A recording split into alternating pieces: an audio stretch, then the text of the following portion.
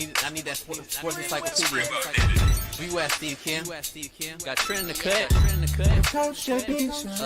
What are you? He's the best. Yeah. He's a master motivator. I'm a master motivator. I ain't no regular ass motivator. I'm a fucking master. Coaches tried to make practice so hard that the game was less intrusive. Like they coached you that way. Like people think, well, they were just yelling. No, they were trying to put you under stress and put you in under duress so that when you got in the game, you could mentally handle adversity. If you go through JUCO and you make it out of JUCO, you can make it anywhere. I respect the hell out of you to see that you're doing what you're doing and still doing what you're doing for real, the way you do it, man. From day one, you had the same enthusiasm. You keep the same enthusiasm, and it's fucking contagious. In my opinion, I think Shedeur Sanders is the best deep ball in college football. I don't think he's. Can you say something nice about Shedeur Sanders? I love talking ball. It's nice to connect with guys that are like-minded and just are real and genuine. And I'll proudly stand up next to you all. God bless America. You said belt to ass, T-Red. You got the belt around you.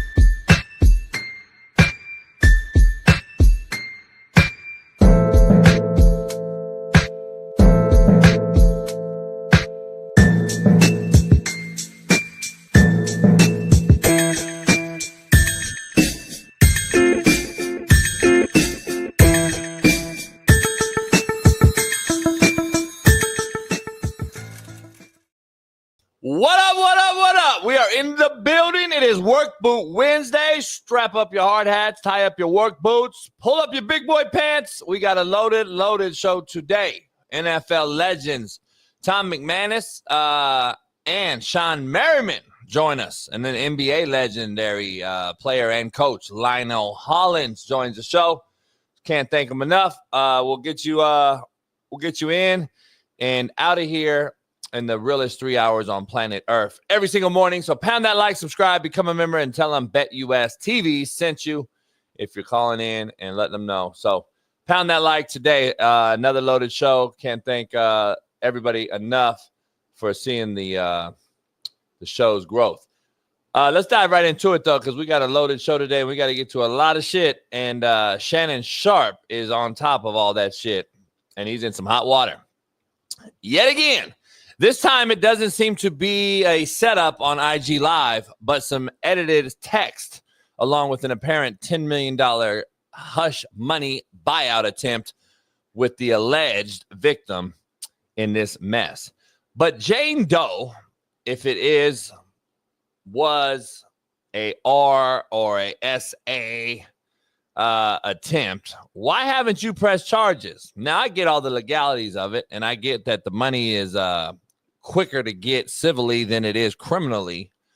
But when you don't press charges and it's happened over and over and over, girl, I got questions. I gotta say it's a money grab. Because if you were really that worried about your life and your well-being, you would have called the cops. Not once, but twice. Not twice, but 3 times. As many times as you claimed he SA'd you. Or R-worded you. I'm calling bullshit. Having said all that, at what point do we stop talking about the girls false claiming these things and allegations and accusations and start taking responsibility for our own actions? Men, I ain't never been accused of any shit like this. And I don't know one person that I kick it with that's been accused personally of anything like this either. So why do some people have multiple issues such as these arise? Now, I've defended players who have had these false allegations in dorm room settings and college dorm lives and all that. Trust me, I've been here, done that more than probably most of you. I've had these cases, probably 40, 50 of these I've had to deal with as a coach 20 years. This girl is 19, allegedly. And the girl that was on the IG Live video BS that Shannon did for clicks was apparently 21, allegedly. Homie, you're 56 years old. Did you not know their age? Bullshit. I know you did. I have a personal problem now with you and fucking with these young broads, homie. Is it illegal? No, absolutely not. Is it weird? Yes, absolutely it is. You are telling me something, Shannon, and that is 19-year-olds isn't your hard line cutoff age, homie. That's the issue I have.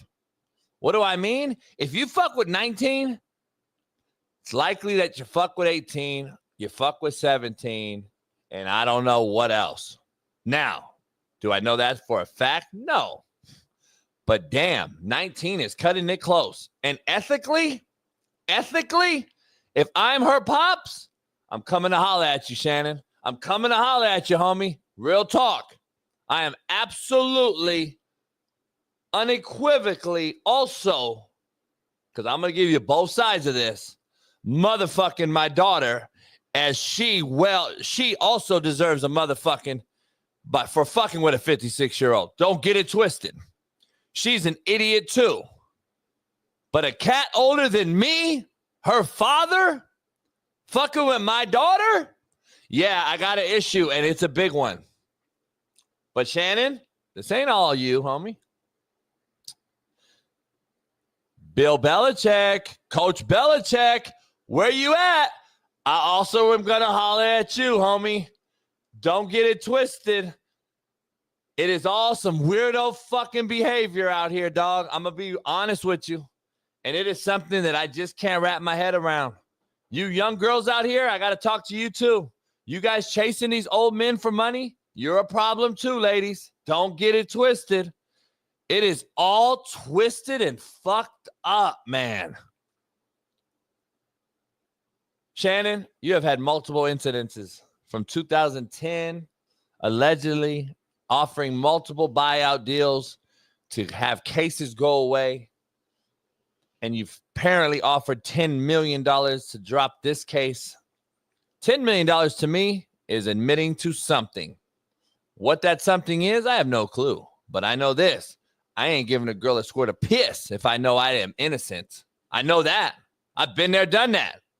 This bothers me that you and guys like Deshaun Watson and Tyreek Hill and Justin Tucker and so many others offer buyout money to make shit go away.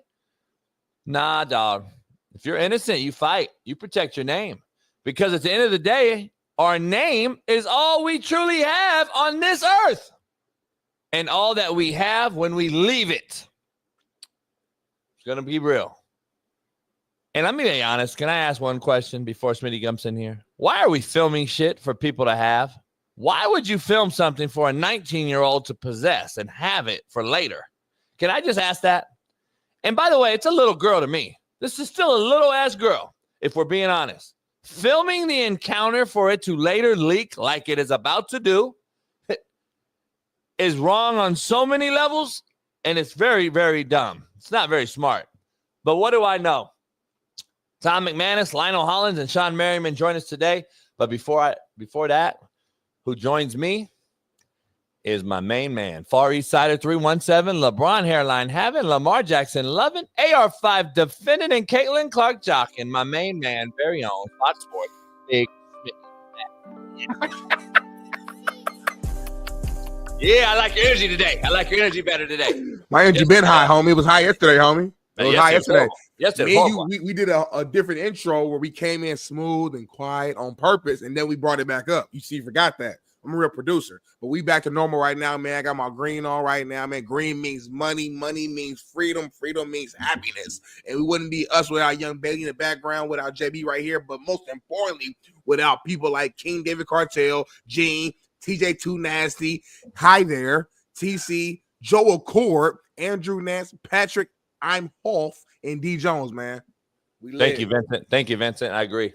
Vincent's gonna side with anything you say, JB. You invite him to your house. He had your food, so he likes me, but he's more favorite towards you. If me and you were handcuffed and we were kidnapped, and a gunman had a gun pointed at both of us, and he said, Vincent, save one. You can only save one. I guarantee he's saving you. It's not even like a question. Guarantee. Which is fine. So my point in saying that, though, is his opinion when it comes to me is invalid. But I love you, though, OG. Keep talking on unfollowing you. What'd you think about my lead-in? It was powerful. I thought it was good. I thought it was Try to be fair on both sides, Smitty, because I'm a dad of a daughter. I gotta. You and I talked yesterday privately too. Yep. Bill Belichick, you don't get no pass, and you girls don't get no pass. You girls don't get no pass either because you guys have a very powerful thing called vagina, and it's undefeated. Okay. To weak guys like us, because men are weak. Men are very weak. Women are very strong-minded, and sometimes men are very weak though, because we'll fall straight for that. We don't give a fuck what it is. Fat, short, skinny, tall. We're gonna jump in there, and I'm just gonna be honest. Women, you know that, and you gotta be.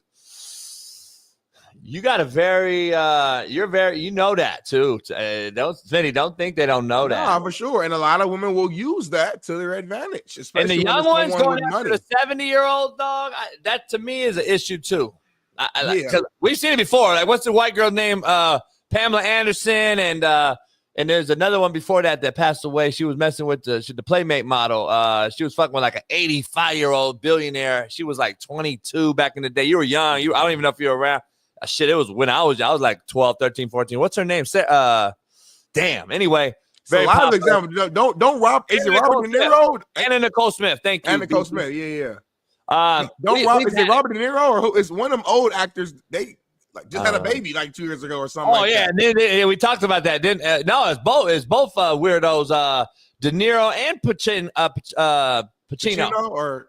Yeah, both of them. Yeah, both of them had babies. We do this all the time, and like you and I discussed behind the scenes, like I just feel uncomfortable. I couldn't do that. You know what I'm saying? Like, and I'm way younger. I'm 31 years old, but if I was single, I couldn't mess with no 18, 19-year-old, even if they are legal. Because for me, it's like, what's the cutoff?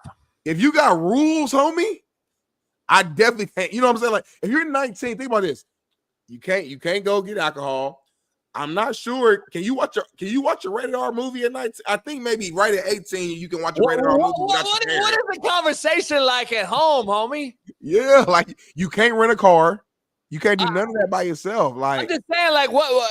Hey, girl, can you give me a bottle of yak? Oh shit, you can't give me a bottle of yak while you're out. I gotta go call Uber Eats. You know what I'm saying? Like, come on, man. It makes zero sense to me, dog. Like, I don't get the whole. To me, it's a weird fucking vibe. I just got a weird vibe from you, homie. If you can't, what's the conversation like? Number one, you can't buy me liquor. I can't take you to a restaurant and you can't even drink liquor with me. I got a major problem with that, homie. Because you're older than me. Right. So are you coming to my house to pick up my fucking daughter, homie? Are you courting me? Are you coming to talk to like? Yeah. Hey, Miss G's dad. I'm here to take her with you. Right? You coming to my house, homie? You coming to my house to say, what do you do? Take my fucking daughter to prom, homie? I mean, she just left prom. Homie. Like, I got a major problem with this whole thing. And then the IG Live scenario with Shannon was a 21-year-old, apparently. Oh, really? So that tells me you got a young situation going on, homie. Like, that's each king to his own. Listen, let's be real. A lot of wealthy men, for whatever reason, they do tend to steer young. But you asked a few minutes ago, you said, like, what's the cutoff? Like, and that's the thing where I'm like, man, I don't know if they do have a cutoff. Like what's the cutoff for the man's age, and then what's the cutoff for the woman's age? Like I'm saying, and like, okay, so let me ask something. Like, you're 32, 31. I'm 31, so like my cutoff might be a little different, right? Maybe mine is 23 or something, right? All right. That makes more sense for me. All right, so let me ask you. You're 31. Let's say you're the female, though. You're 31. Where's the cutoff for the man? As far as on the old side, you mean? Yeah, so I'm 49. I think 31 it would be my max cutoff. Like 31, 30 around that age. 30. Yeah, something weird. Like every year I get older, I keep adding to the girl too. But at some point, though, JB, at some point, 31 is pretty. It's like it's close for me, like borderline, because like it's you like grown though at 31. I'm already losing the conversation. I'm already losing the similarities. Yeah, I know what you mean. But nowadays listen, they're not political they divide. just smacking, JB. They're not like dating in a serious relationship. Yeah. You know what I'm saying? That's what I'm saying. Like, to me, 35 years old, 35 is like would have to be for me. 49, that's a 14-year gap. It would have to be like that would have to be kind of right there. You know what I'm saying? Yeah, like 35, but 31, like to fuck with, like 31. Probably. Be real, JB. Like, all right, you say you 45 right now. It's like a bad 28-year-old. You gonna. I got a problem when I'm gonna be real. When I turned 40s, when I hit 40, like 9 years ago, I was coaching. Obviously, I told myself, no way I can fuck with the 20s. When I hit 40. Right. I was like, I can't fuck with 20. And 28 still sounds crazy to me. It's like 20s. Right. Like I hear 20. I hear 20. Even though 12 years, I'm like, 20. See what happens is when motherfuckers be like, this motherfucker's so capping all Everybody this. saying you cap. You cap. That tells me a lot about society, homie. It tells me a lot about men, homie. Like, because I know all you weirdo fucks in here will fuck anything, homie. That's the thing about it. And I got homies that I don't even know if they're homies. I got cats I know that are the same way. Yeah. I don't classify them as homies or partners or nothing. They're acquaintances. And I know how to steer away from them though, because I know they fucking mentals. And I know I'd have to fucking kill one of them if it ever came down to it, because my kid, like, they would fuck a 19, 18-year-old, homie. Like my daughter, hey Smitty, by the way, Gorgon said you have a 24-year-old. Nah. Gorgon, time flies. My daughter 28 now, homie. Right, and Gorgon, I'm glad you brought that up. Though. My daughter your age almost. I'm glad you brought that up, because that's actually a like part of me, like why it's weird for me, because I have a little sister she's 17, turns 18 in a couple of months, but it's like she's right in that ballpark. So the thought of me Come on, homie, messing with one of her like classmates basically is like, that's my. I could never go. Like, I could never go younger or same as my daughter. Right, and I understand. No fucking way. And for you to have and I saw your picture with your baby sister. You go out to the prom. Yeah. Think of like, homie. Like, I couldn't think of it. Like, as soon as I think of it, my finger do this. Like I got chills right now. I got goosebumps right now.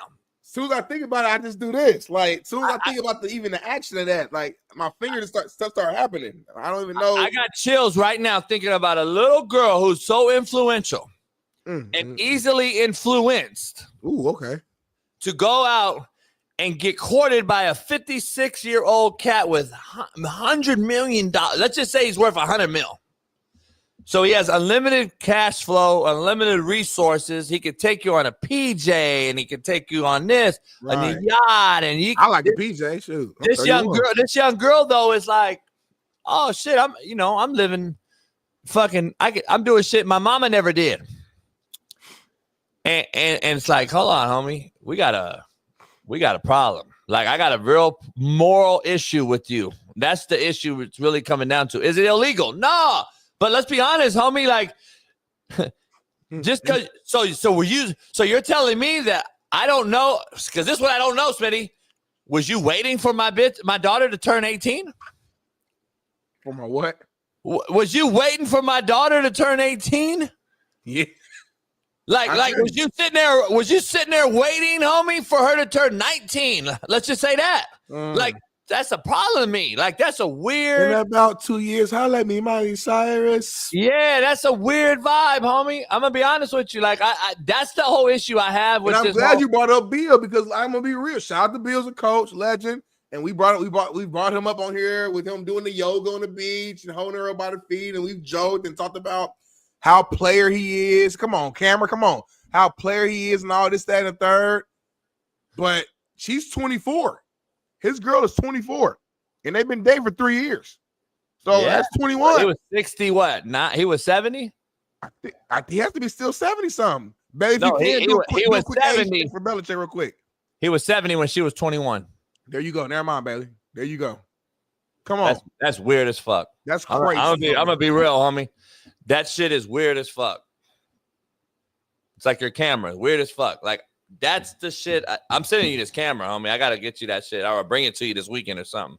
I got to get you this camera. But it's not that easy because everyone has to do certain shit. Certain computers are different. Like, it's fucked up, man. This camera's great. It just does this thing every now and then. There's got to be a way to shut that off. Got to be a way to take on it. I'll play around. I think because when I move around, it like loses focus. So I just got to play around with it. Yeah. You keep going. I'll figure it out. Think about it, though. I'm 70 years old. I got a major problem. You show up at my house. I mean, I don't give a fuck if you're legendary Bill Belichick or not. Like, don't get no pass. You don't get no pass with my real family, blood, and my blood life, and my daughter. Daddy, I'm fucking with Bill Belichick. You fucking with what? You like who? Bill Belichick shows up to my house to pick my daughter up at 20. What you doing? Beating his ass. You gonna beat Bill Belichick's ass? Yeah, that's the problem. Like, people don't realize, like, nah, my daughter comes number one, homie. So what is his cutoff? You fucking with 20 at 70. I automatically think, Smitty, that there's something going on, homie, that you go younger. That's the thing with Shannon, homie. Your 19's your cutoff? You're telling me 19's your hard cutoff? No, can't. 19's not the hard cutoff. That tells me something else because I don't know how do you know that she's 17 telling you she's 19 if that was your cutoff? So basically what you're saying is whatever a man says his cutoff is, take down probably 2 years. So for example, you said 31, probably go down to 29 at like youngest. That's when I was 45 though. See, I'm 49 now. Right. So my shit got to go up to 35 now. See what I'm saying? That's just how I am. Now, if I'm just smashing, let's just say I'm smashing. Just smashing. No. Then I can see a 31, 32-year-old at 49. At 49. I get it, right? That's that's what I think men want to talk. All men want to have a younger bro when they get older. Let's keep it funky. Yeah, it's like a trophy wife. It's just like looks good on your shoulder, you know. Younger is relative though. Right, to where you at. Like I just feel that like because for you, a 40-year-old is young. Look, I don't talk to my daughter. I don't know what she does. But like at the end of the day, we don't have a relationship. So at the end of the day, I haven't put my stamp on it other than when she was a young girl that I raised, right? Right. Yeah, right. So I knew from 6 months till she was 6 years old, I knew she was straight. Right. And then after that, whatever I implanted and implemented it with her. But after that, who knows? She might fuck with old men. I have no idea. And I would definitely not approve. And here's the issue with it as well. On the other side, I'm like, how do you go fuck with someone that's younger or your daughter's age? I just don't understand it, homie. I don't get it. And not at this current age. He's 56. That's a push, homie, to me. Like, I get the fun part. All right, I'm gonna have some fun and woo. Nah, to me, that's beyond fun. That's weird. But anyway, listen, I know we've all heard Marcellus's takes and all these other people's takes. I know Whitlock's gonna go hard on him today and everybody else. He couldn't wait for this. Yeah. But I remember back in 10 at CBS, he got an allegation. Here's my only question: like, why is there always something? And I know Sean Salisbury and I talked about this yesterday. We got to stop talking about the girls lying on men and all that. We already know that's out there. We know that exists. We already know there's a money-hungry female approach. We already know that these girls make up lies about men all the time and don't do no jail time, don't have no consequences. We get all that, and I hate it. I think the girls should go to jail just as a man should go to jail for putting his hand on a woman. Same thing. Or lying. But damn, dog, how many times does it take for you to say, fuck, I got to stay out the way? Like, how many accusations are going to come up on your name for the same situation? When are we going to start owning that? That's the issue I have, dog. Like, that's the number one issue I have, dog. And I don't know. It's just weird behavior to me, man. I just don't know. It's just starting to get worse and worse and worse. I was surprised by his offensive tactic, by him and his lawyers coming out with the text and all that. I do agree with him coming out with the name because I would have did the same thing. Marcellus agrees with the same thing. Yeah, I would have came out with the name as well, called out her name. But Smitty, you and I both know, dog. What are we gonna do? We already know she OnlyFans broad. We already know what situation it is. We already know what time it is. We already know what time it is. Like, I'm just tripping. Like, you surprised now that she gonna come over here with the okie doke, homie, and hit you? Like, come on, man. That's what she do. That's what she do. What are we doing, Shannon? That's, to me, this is Shannon's way too smart. But like you said, though, that meow. Yep. That meow makes us weak. We weak, homie. That meow get us, homie. Yeah, I do. I just don't That's understand. One thing, man, just like we will fold all the time, every time. Like, we're strong in a lot of areas, but we're weak when it comes to that cat, boy. Yeah, we'll get to the poll question and dive back into it. But let's get into the poll. Let's get into the quote today. Hey, this right here, Smitty, I'll be honest. It makes you cough a little bit because it itches your throat. I'm telling you right now, homie. This is, I'm not going to give you no groundbreaking shit. But like, this is just what I've been starting to do. And then I put it in the fridge overnight and then take it out and drink it in the morning. Homie, this is straight real lemon, cut a lemon, squeeze lemon in there and water, squeeze lemon juice and squeeze lemon in the water, cayenne pepper, turmeric. Drink it at night warm before you go to bed. Not drink the whole bottle, just drink like a quarter of the bottle before you go to bed. Cat piss. Put it in the fridge, and then drink it the next morning. Do that every day.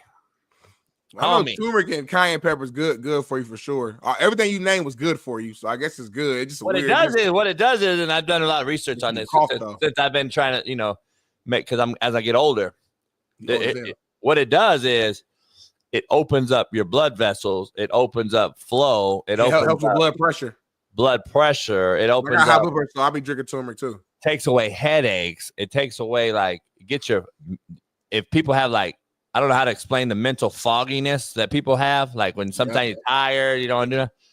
Clears that out. I mean, it's a good thing for a lot of people. Removes mucus. Yep. Kill it right now. Try the whole thing. Now I got to drink it slow. Yeah, Leah said it removes mucus, so that's cool. I believe it now. I got tequila in mind, though. Let's dive into the quote of the day. Huh? Defeats the whole purpose. Not actually evens it back out to zero. It's like put some shit in some water and then drinking that. But my mind thinks I'm doing something great, and that's what what I'm saying. Placebo effect, homie. Yeah, placebo. Yeah. Right. Hey, let's dive into the quote of the day by the BetUS TV. Head on over there today, and use the quote or your promo code Coach JB. Smitty, you're not a victim. You're a volunteer. You didn't lose. You chose not to win.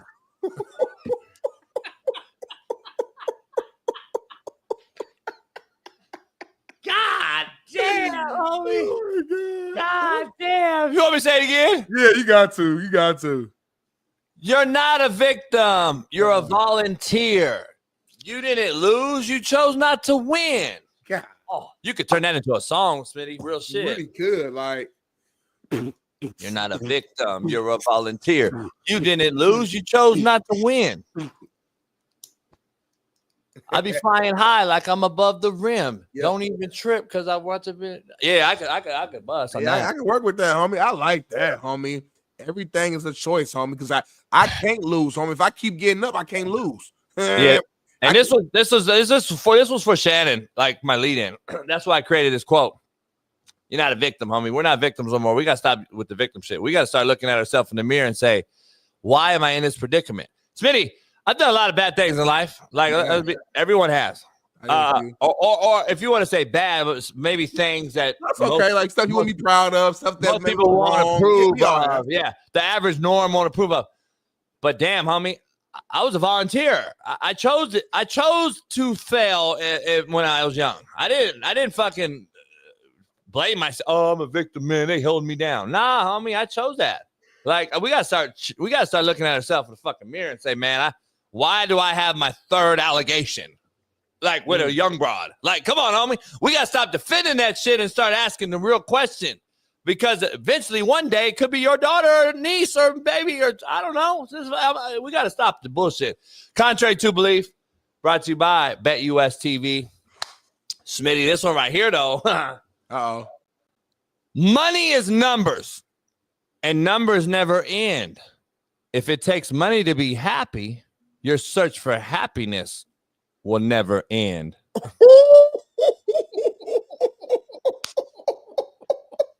Are you Dr. Seuss today? Ding, ding, ding, ding, ding, ding, ding. Top 5 alert, top 5 alert, top 5 alert. Wait, that's better than the quote? It's neck and neck, but I gotta give it a hair above it. A hair above it, homie. That's fire. That's fire. That's fire. So you say it again. You do it in your, so you can explain it. Pull it back up as I can read it. I don't want to mess up at all. Put it on the screen for me, please.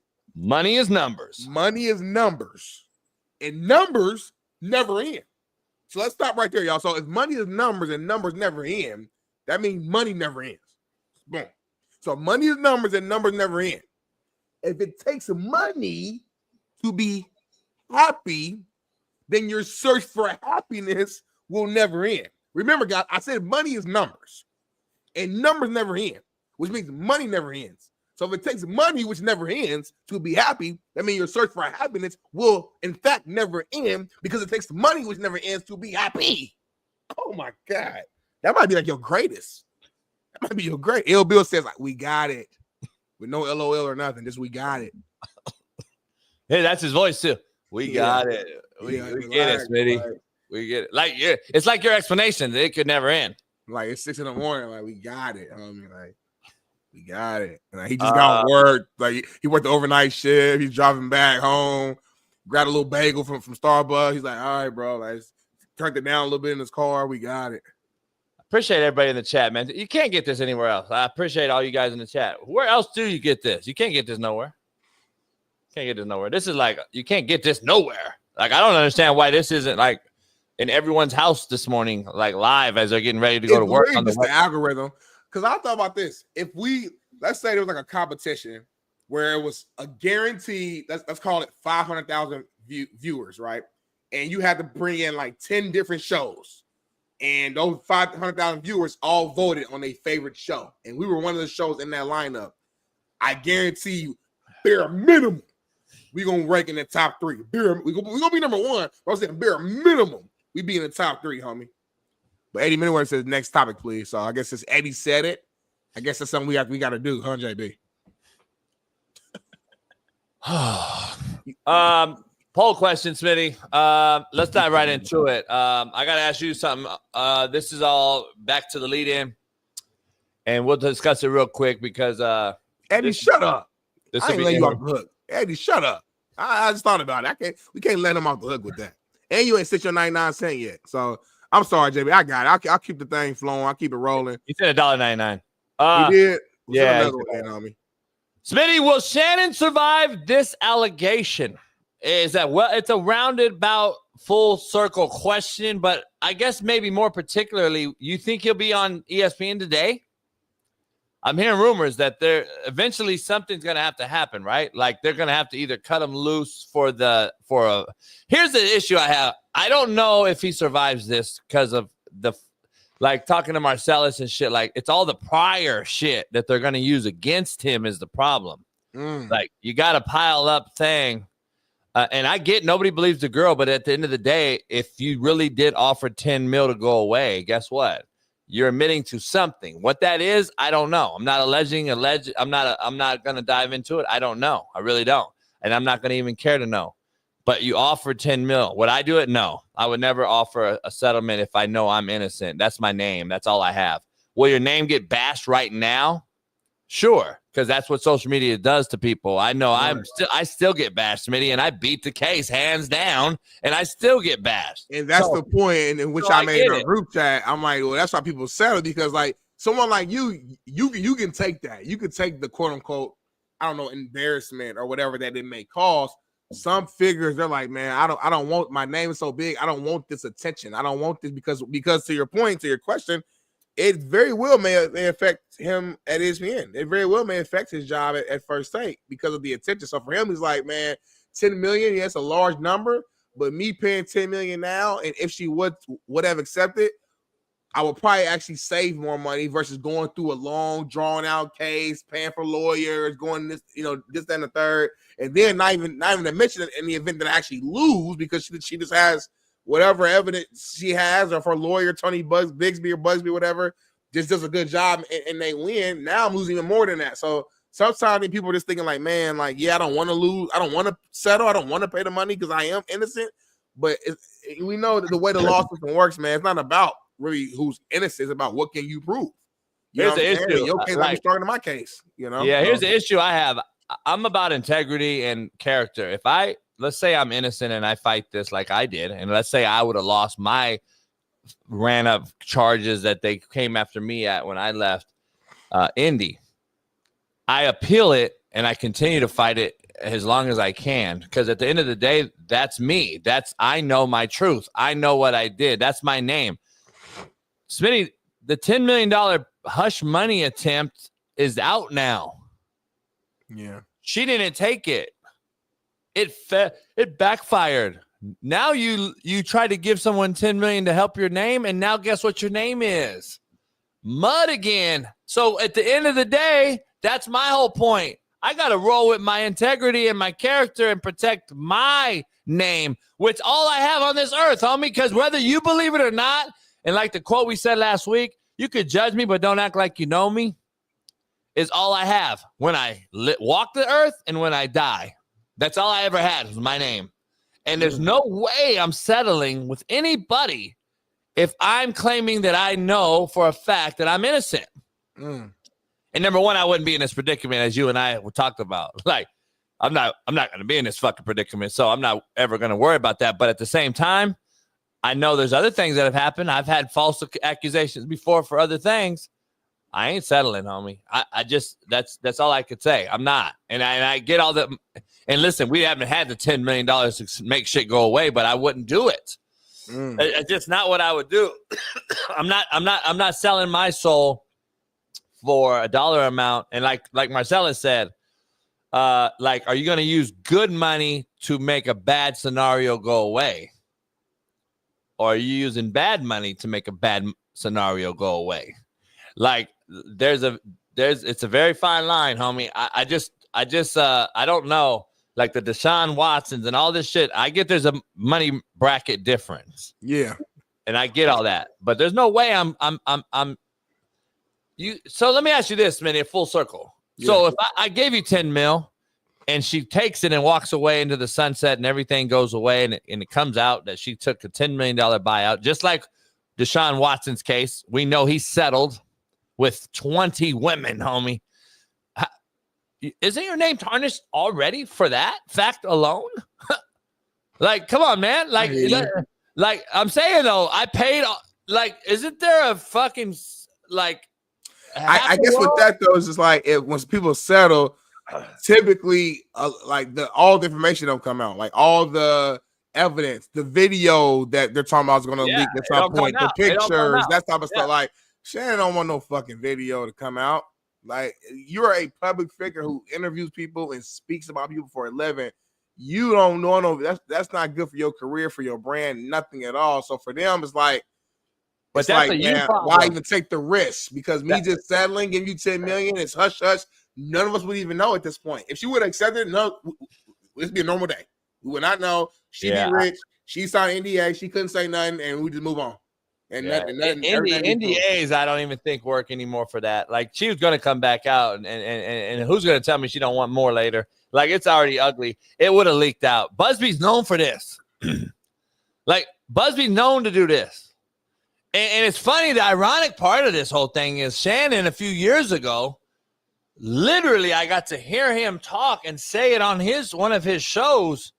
Deshaun, you crazy for admitting you paying him off. He said it.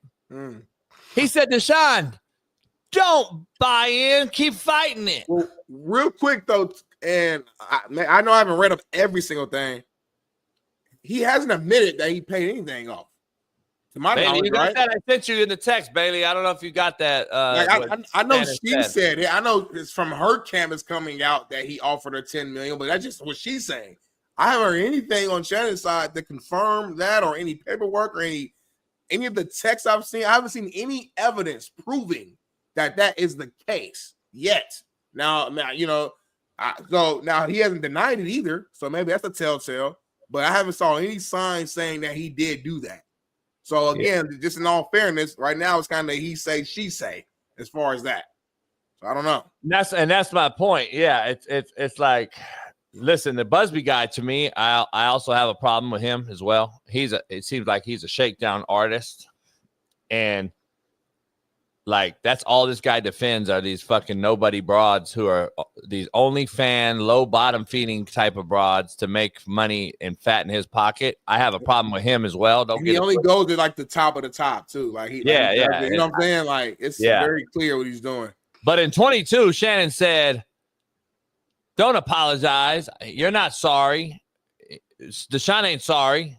Now, the same lawyer who put this on Deshaun, Busby, is now the one going at Shannon, and how funny and ironic the fucking narrative is twisted. And it's weird that you came full circle, dog. Came full circle, homie. I don't know how you get into scenarios. I just don't. But anyway, it is what it is, Smitty, and the only time will tell. The only time will tell on all this shit. So. Yes, sir. Yes, sir, man. All right. Well, keeping this thing flowing, man. Keeping it going. Sorry. I want to be clear, though. I made a video yesterday about this. I want to also defend Shannon in regards to, girl, I'll choke shit out of you. Let's be honest. I said it in the video. I do that shit fucking with girls, too. Fucking around. That's a thing we fuck around and do. That's fine. Don't take it serious either, people. Don't take it serious if you are role playing and playing this fucking sex game or whatever they're doing. Don't get it twisted. That shit is out there. That's a real thing. People do it all the time. Don't act like I've never put my hand on a woman and I despise it if you hit a woman. But at the same time, don't trip. Don't fucking act like choke me the fuck out. Like, I'm gonna choke shit out you, girl. Like, come on. We know what it means also. So when I heard that, I didn't automatically go, oh, he's gonna choke the shit out of her and kill her. Come on, homie. We gotta stop with the bullshit. Come on now. Like, seriously, we know Jazzy and Lucy and all that.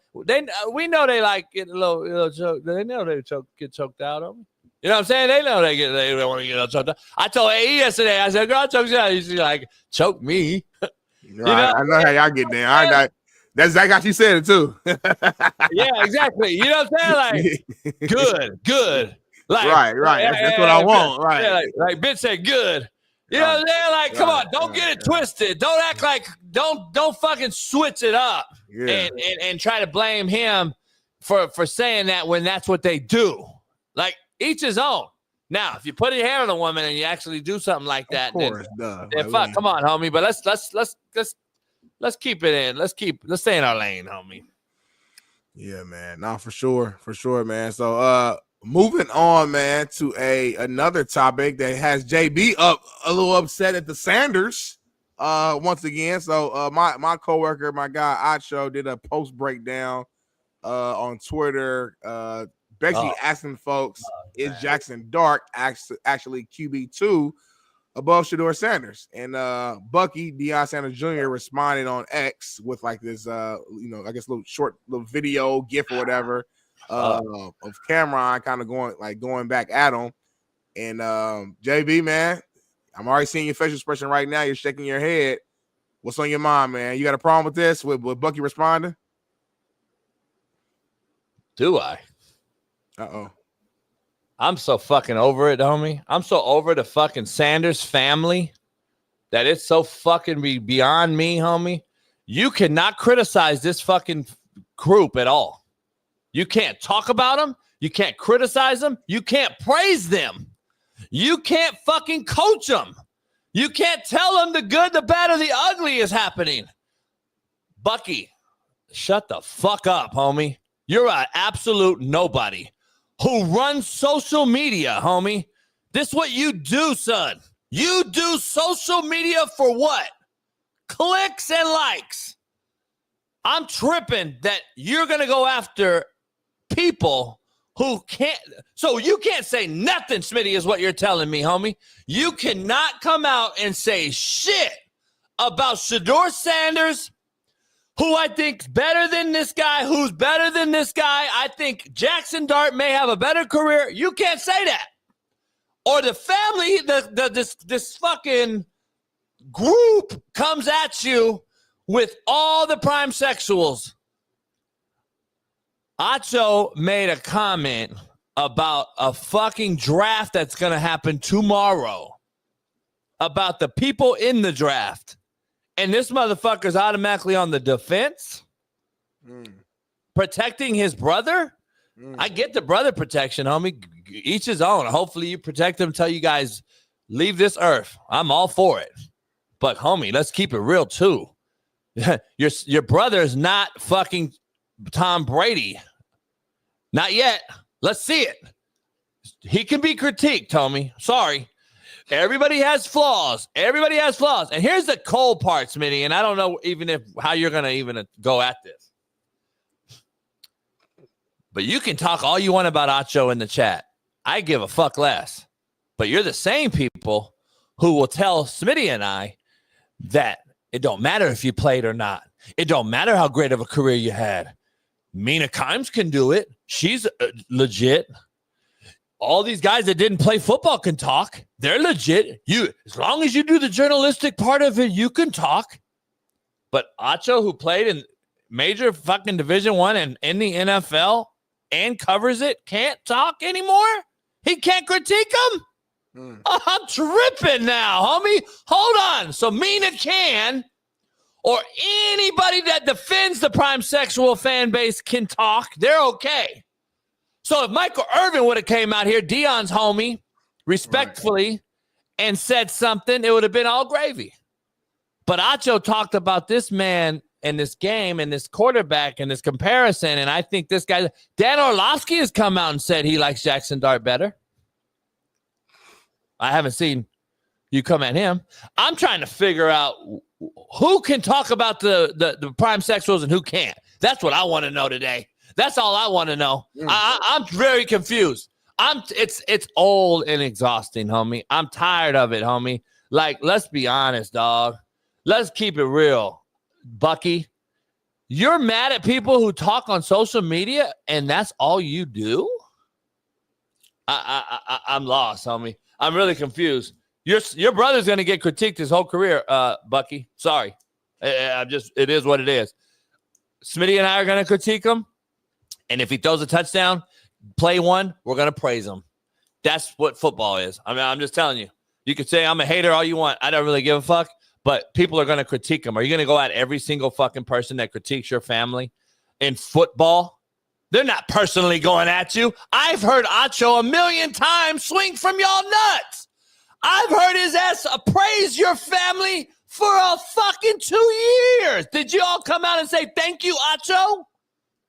I don't see you saying thank you, Acho, because y'all think it's expected to praise me. Y'all think it's expected to praise the Sanders family.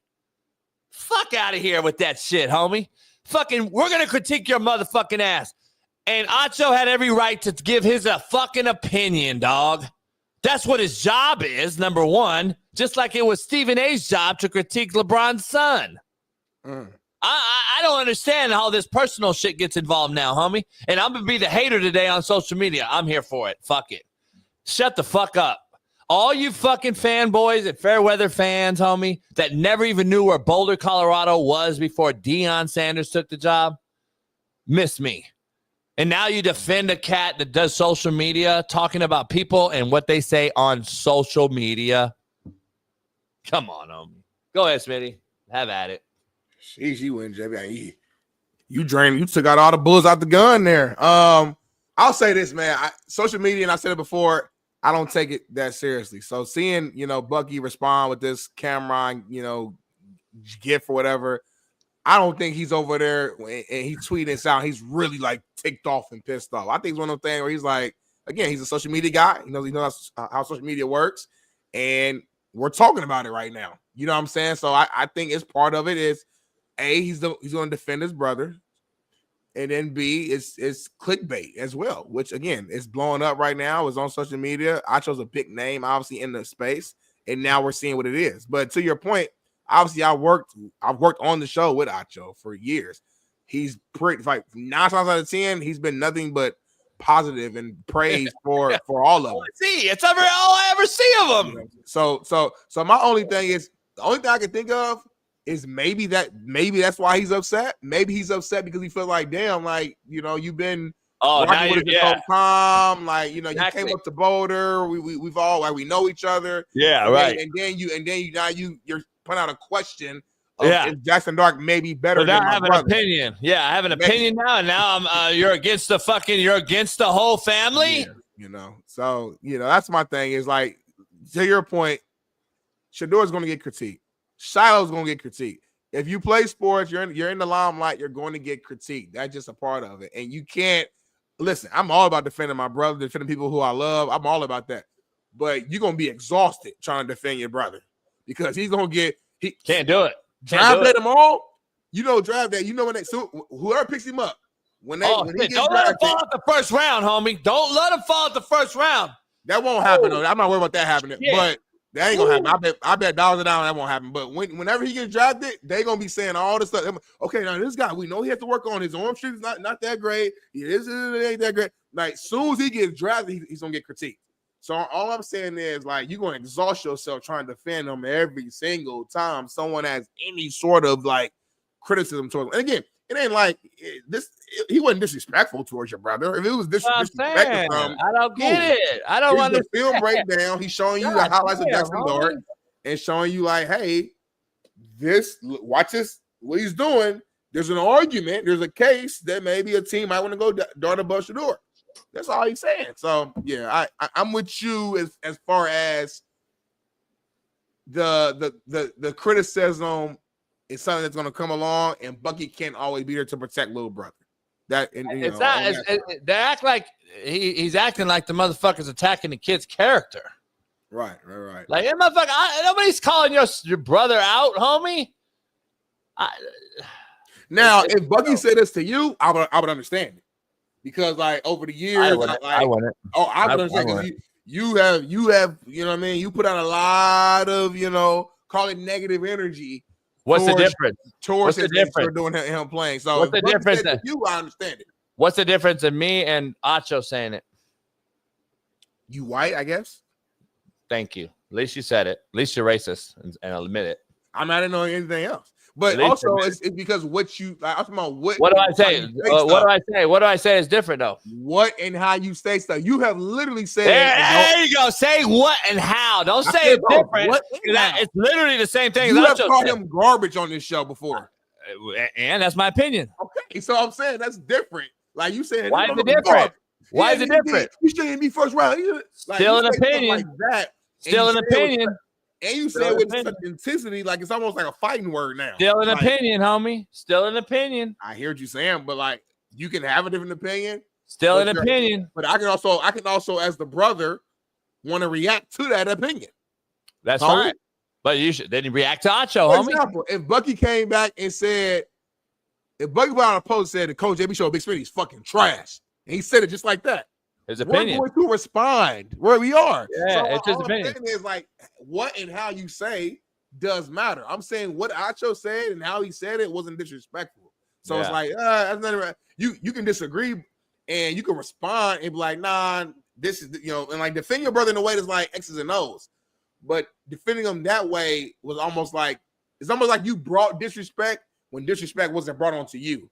Yeah, but let's not change the narrative. Let's talk about Acho having an opinion and then this family defending Acho's opinion and for his own brother. Again, that's the narrative you need to stick to. You need to keep continuing to talk about the fact. The fact is that they can't get criticized at all, and correction is not criticized. I'm just telling you, correction is not criticism. And our next guest will give you a firsthand take on what that correction and criticism really is, because this is a legendary man. I can't thank him enough for popping in on us. NBA legend, icon, man. Watched him coaching, and I got to ask him a question right out the gate. But Our main man, Lionel Hollins, NBA legendary man himself. Coach, how you doing, brother? You I'm doing great. Hey, I got to ask you, Coach, there's no way you're from Ark City, Kansas. Well, by way of Ark City, Kansas, I was only born there. I was raised in Las Vegas.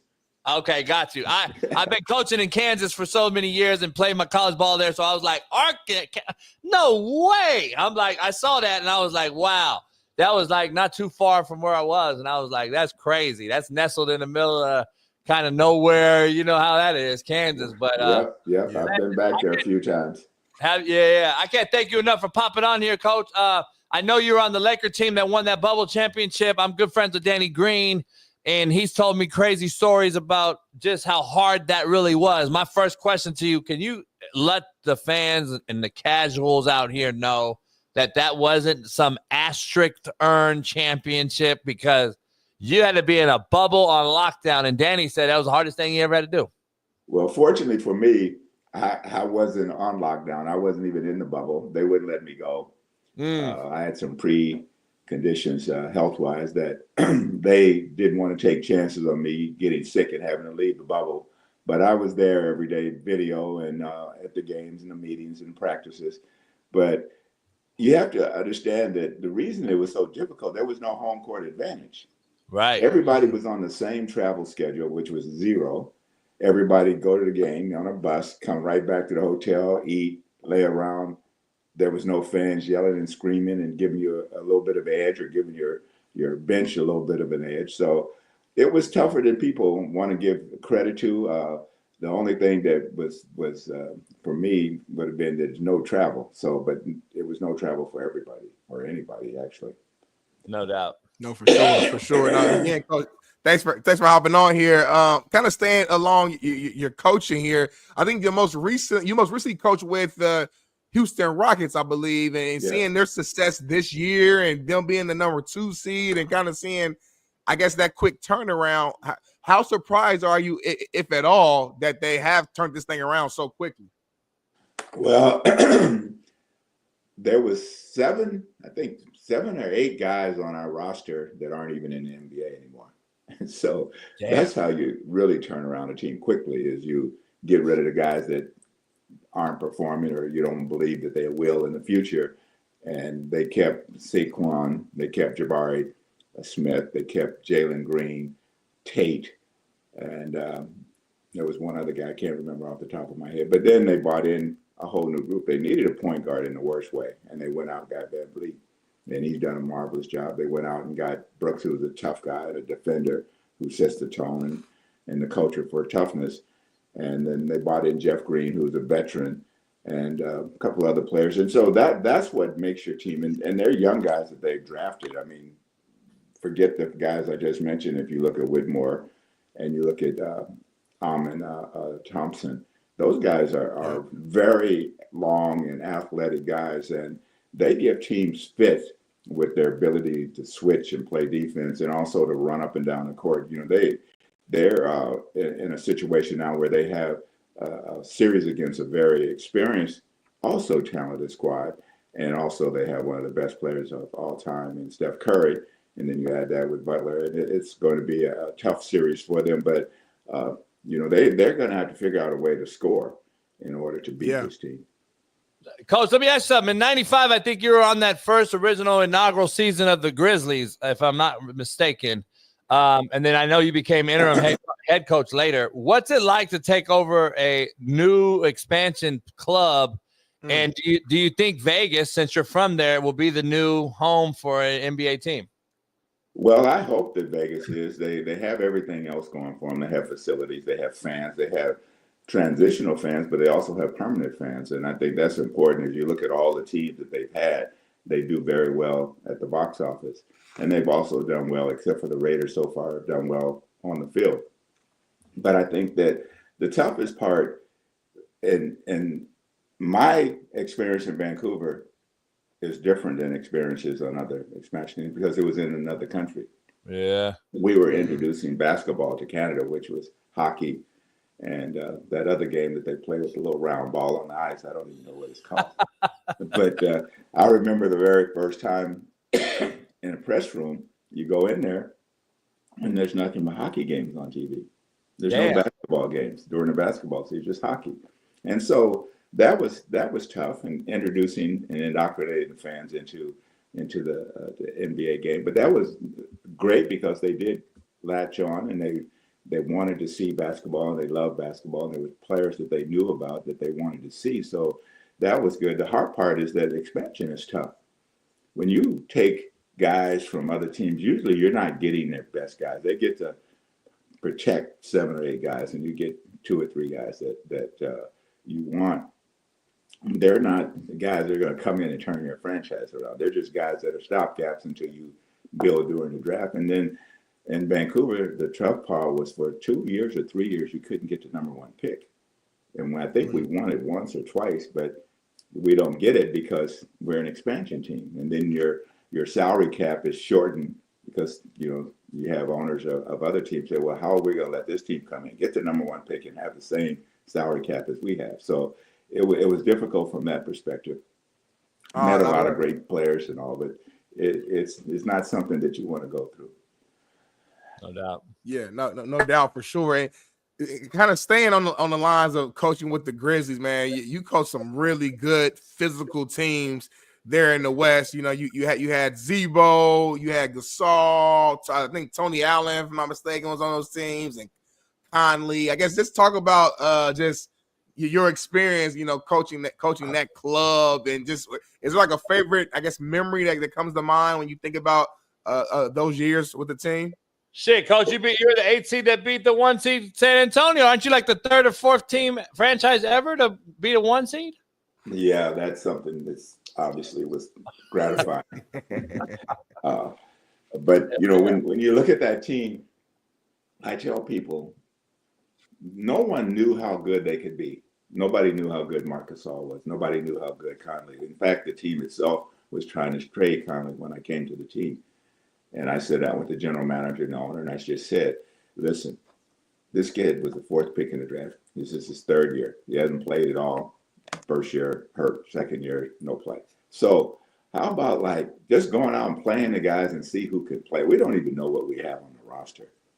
And that's what we did at the end. And we weeded out guys that weren't committed. There's a lot of players that play basketball. They're interested in playing. They're interested in doing well, but they're not committed to winning. They're not committed to doing what it takes to win. And so we got rid of a lot of guys and some main guys. And the next year we came back and we get Zach because we lose the number 1 pick to the Clippers and they take Blake Griffin. And I told everybody, I said, we can get Zach Randolph. And they go, why would we want Zach Randolph? First of all, I said, Zach can play. I'd known Zach ever since he'd been in the league out in Vegas at Gerb's camp every summer. And they said, we don't want anybody like that on our team. In fact, that's what the owner said. And I said, that's crazy. Coach, you put in a Conley and Gasol into that lineup last night watching the Lakers get by the Timberwolves, and Conley's still out here hooping. Are you shocked to see that this many years later at 37 he's still high performer? 37 and the body that he has, 170 pounds. 6 feet, 6'1". So I think that's the amazing part, but his commitment to taking care of his body, getting his rest, eating right, all the things that it takes to have longevity in the league. And he's been fortunate not to have really serious injuries that have stayed with him for a while. And that's the big thing. As I look at Ja Morant, that's the one thing that I worry about him. He's injured all the time. And sometimes you have to adjust your game. It's like quarterbacks running after they get flushed out of the pocket. There's a time when you run, and there's a time when you slide, and there's a time when you go out of bounds. And Ja's got to learn that just going in there taking on everybody because you're very athletic, they're still bigger than you, and they're still going to knock you to the floor, and the floor has never lost a battle. Yeah. You I think you led Memphis to what at the time 56 wins, which was a record. That's a hell of a year. Let me ask you something. NBA today versus yesterday, I guess. What's the biggest eye opener to you? Is it the rules? Is it the instant replay over every dang seem like common foul, and now we're is it a flagrant 1 or a 2? It gets hard to watch as a fan now when you grew up as a basketball head, and I'm like, I played with Ed and Charles O'Bannon in high school. I played with the O'Bannon brothers, and I played hoop, and I got to play against a lot of NBA greats growing up. And I'm just like, man, the game was just so much different. It was actually when you look at the review, they got to be like a minute, and if you don't see it, we got to go with what we have, and we got to take 5 minutes, and then they walk away, and everybody in the arena, everybody on TV, they're thinking that the call should be reversed, and the guys don't reverse it. And so, it's still the same human element that comes down to it. Somebody's looking at it and making a decision and helping two other guys look at it, and they're coming to an agreement. But the reality is there still can be wrong. So we're never going to change the human element. The other part is that it's a game of mistakes. Players make mistakes. Officials make. I hear announcers, "Oh, that was a clear foul." So what? They didn't call it. There's many fouls that they do call, and there's times when you foul and they don't call. So, it's just all part of the game. And I hear this, we got to let the players win the game. Officials should win it. If you foul, you foul. If you foul at a bad moment, that's on you. But the biggest change in NBA is the players are playing obviously longer today, but they also have started playing earlier. And they've been in the 8, 9, 10-year-old playing around the country in AAU. The negative is they don't get the same kind of coaching. They don't get the same kind of discipline. I've coached AAU. I coached Jalen Green. I coached Jaime Jaquez in AAU. And you practice once a week. And then you meet up, and then you meet in a city and you play. And so it's not the same structure as everybody thinks. There's some teams are better at handling that. But the NBA itself, the biggest thing is the number of games and the travel. You travel laid back on a charter, shrimp up on the table, cocktails, you have everything. You go to practice in the morning, there's breakfast. You get done with practice, there's lunch. Before a game, on game day, in the morning, there's breakfast. There's a noontime meal after you come back from shoot around. Before you go to the game, there's food outside the locker room. After the game, there's food outside the locker room. It's really a country club atmosphere, and that's cool if the players are getting their rest. And because when you charter, I don't care where you go or when you go, if players don't get to that next city and go to bed, you defeated the purpose. And there's probably a lot of that going on as well. But I looked at a schedule, and I meant to pull it up before I came on, but we played 6 games in 7 days. We played 3 games, had a day off, played 3 games, all in different cities. And then later on in the year, we played 6 and 8 games, but we were on the East Coast. We played 2 games on the East Coast. We came to the West Coast and played the 3rd game after being on the East Coast, the 3rd in a row. And then we go home and we have 2 days off. We play a game, and then we go back on the road, back to California and play 2 more games. So 6 and 8, and guys are crying about back-to-back. If you go to AAU games, you go to college tournaments, they're playing back-to-back. And when you go to the gym, you play back-to-back. You go every day. All day you play. Exactly. So, they make the game seem like it's so hard. And when you look at the structure of the game in terms of 5 out, spotting up in the corners and the angles, there's not that much running. You're not running through screens. You're not getting hit by big guys all the time, in every situation, every time down court. I said, shoot, I think I could go out there and put my hands on my shorts and stand for 10 minutes in the corner guarding somebody that's only going to shoot 3. So it's different in that regard. The toughness part and the times, if you go back to the 60s with Russell and Chamberlain and Oscar Robertson and all those guys, they come through a terrible time socially. And so they had to deal with a lot more. And so there's a lot more that they had to overcome and be mentally tough to do what they did under the circumstances. Today, it's so pleasant. Everybody wants to do for the players. Everybody loves the players. Everybody, even the money. Forget the amount of money. I have no problem with money being made. The problem I have is when you don't understand that there's players like Oscar came in the league making $10,000 and then had to fight for that $10,000 and then had to fight for the right to stay in a hotel with his teammates, and then they're traveling by train. All of those things takes mental toughness. Do we have enough guys today that could go back? The great ones will. Yeah. But there's a lot of guys that will be home, and there's a lot of guys that should be home now. And that's a different story. Nah, that's a great point. No question. Let me ask you, I think your last year was with Houston, and Akeem Olajuwon was drafted out of Houston. Did you know right away that this was the dude? I did. Once we started training camp. We had Ralph Sampson, who I think was drafted first the year before. And we had Rodney McCray, who was second. So we had some young players, and then all of a sudden we bring in Ralph. Ooh. And so Bill Fitch had his Geritol guards, as he called us. We had Phil Ford, myself, and John Lucas. And legends. We would go to practice at training camp. And Bill was, a real psychologist, right? We practiced at 10 in the morning, and then we wouldn't practice till 8 o'clock at night. And his whole thing was, you got to get your rest, and you got to do, because we're going to practice late and then we're going to get up early. So if you practice late and then you stay out late, you won't be able to do what you need to do in the morning. But we had a one-on-one thing, and Ralph would be the goaltender on one basket and Akeem would be the goaltender on the other basket. And you play one-on-one with your guy, but you couldn't beat him, because if you beat him, the big guys were there all the time. Yeah. And then Ralph and Akeem were split up on teams.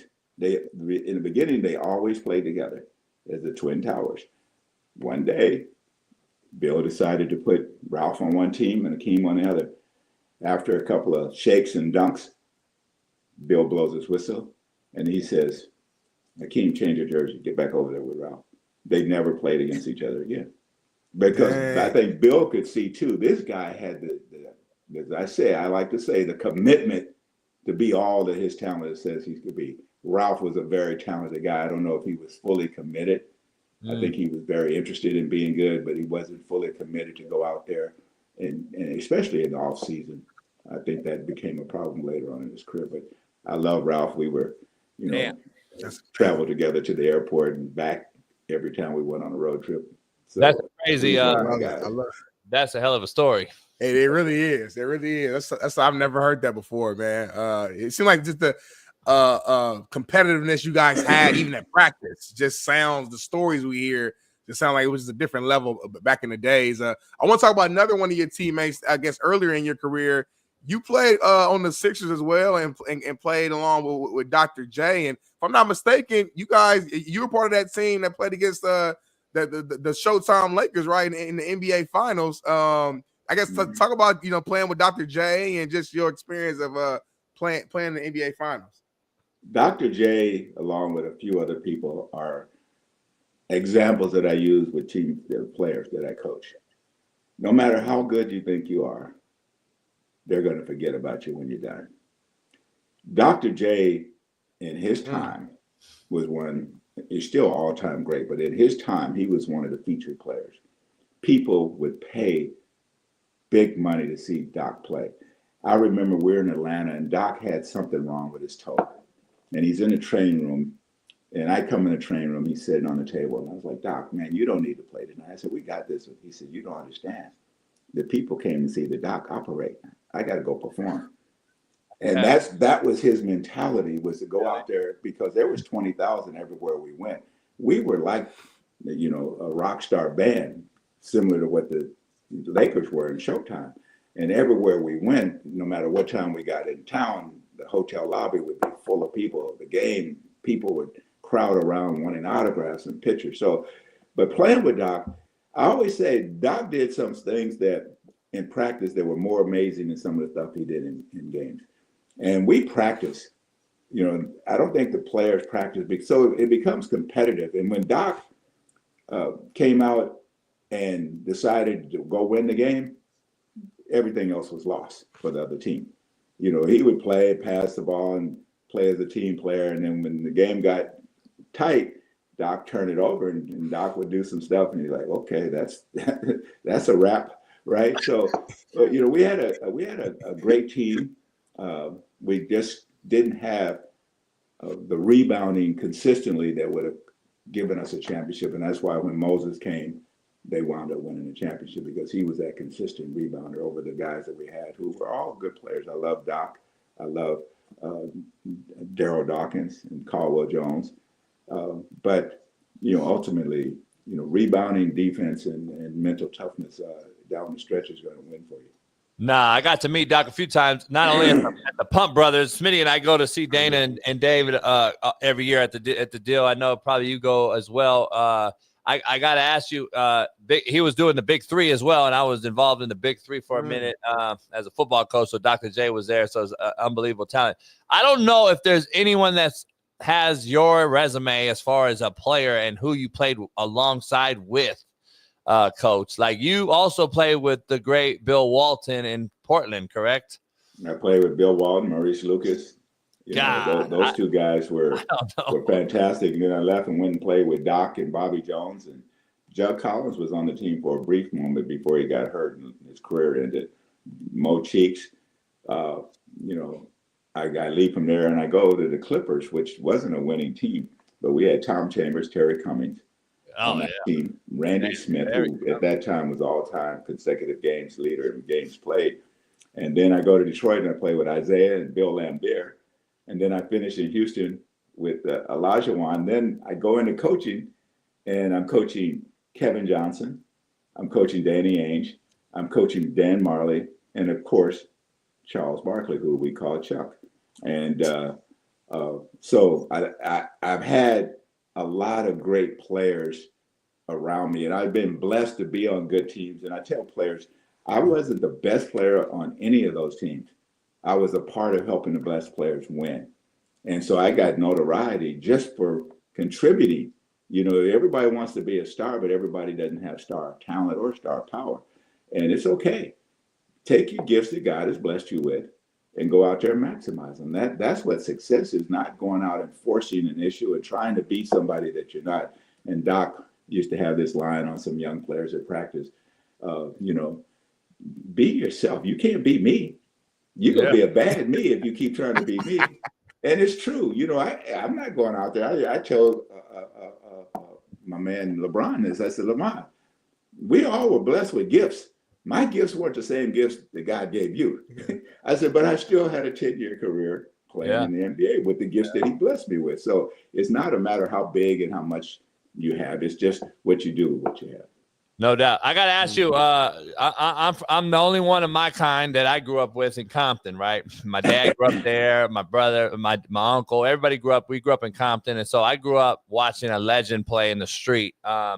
And I'm a huge historian when it comes to that. But Raymond Lewis, I'm sure you remember that name. And I know you have stories as well, because I see you smiling. Right here in the gym in LA, he dropped, I don't know, like 60 something on Doug Collins, and they did not put him. They put Doug Collins on the Olympic team or whatever that whole story was. But I remember he used to drop 60. Marcus Johnson, everybody was there when I was a little kid, and they was out there playing at Bourbon Day, a school I later coached at. Any Raymond Lewis stories, and how special really was he? Well, I went to junior college. Oh, yeah, I love it. In Utah, and we were playing in Yuma, Arizona. And Cal State, LA was there, their freshman team. And Raymond Lewis scores 48. And then whoever he was with, this is a story, this is secondhand, that he drove back to LA. And then he came back to play the game the next night, and he had another 48. Wow. And, the guy was simply an amazing basketball player. I mean, unfortunately, the times were so bad for opportunities, and teams were limiting how many black kids they had on, and they were also trying to paint the NBA a different image because there was a lot of drugs going on in the 70s. So he didn't get a full opportunity, but I think he also hurt himself because he wasn't going to wait his turn. He believed he was all of this, and he was better than Doug Collins and anybody else they had on the Sixers. And ultimately, they let him go. But an amazing talent, dribble, shoot, drive, finish, all that you want in an offensive player, he was. Defensively, he was a hands on his shorts kind of guy. Oh, yeah, no doubt, yeah. Hey, Coach, he come up to Vernon Day in a wheelchair because he had lost his legs at the time. Diabetes and everything got to him before he passed away, and never missed a shot in a wheelchair, Smitty. He was in there like from half court, drilling shit like bah, bah, bah. And I'm like, God, man, this is crazy. And I was a youngster. I'm like, man, unbelievable. But Coach, I can't thank you enough for hopping on here, man, and giving us these gems, because I don't think a lot of the folks out here know anything about the stories you could tell. And hopefully I see you at the Pump Brothers event one day, and we can hook up, man. But I wish you the best success, and hopefully everything's all right. And you got anything you're doing now? Playing golf and watching my grandkids when they come over, and hopefully I can get another job. It'd be nice to finish up. You want to finish up on your own terms. On your own term, yeah. It's not always the case, but if it isn't, I'll be good with it. But if it is, then I would love an opportunity, Coach. I think that when I look at some of the teams that are playing now, and I wonder why they all try to play the same style. Everybody's running up in quick shooting, and everybody doesn't have run-up quick shooting talent. And you got to match your system with the players that you have. And I think that I'm good at that and good at developing relationships. So I look forward to another opportunity. Smitty has one last question for you, because we got to ask the great Coach. Go ahead, Smitty. Yeah. Like, last question for me. Who's winning it all this year? Can you let us know right now so I can go put my bet in on BetUS? Who's winning it all this year, Coach? Well, I cannot bet against OKC. We were the youngest team in the NBA to win a championship in '77. They're the youngest team, and they're even younger than we were. So, but they're good in every phase. They're good. Cleveland, Boston in the East, but you're seeing that the playoffs are so different. The competition level and intensity is so different in regular season that you can't predict. You cannot predict, and all it takes is an injury or somebody get hot on one of the teams, and then it's over for you. But I'm going with KC out of the West, and then OKC, and then it's a toss-up between Boston and Cleveland. Cleveland has that length, but Boston has that ability to have 5 or 6 guys shoot threes, and when you have that many guys that can make them, it's hard to help and do what you want to do defensively. You wouldn't be surprised if Boston repeats, though, huh? No, not at all. I think Boston is really talented. And the one thing I say, everybody say, oh, that experience. They did it.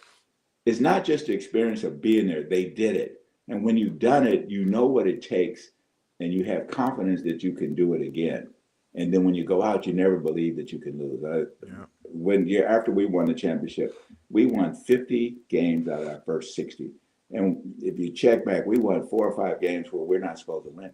We're out of the game, but we come back and win because we never thought we were going to lose. We might run out of time every now and then, but we never thought we were going to lose. And that mental state is something that everybody can experience.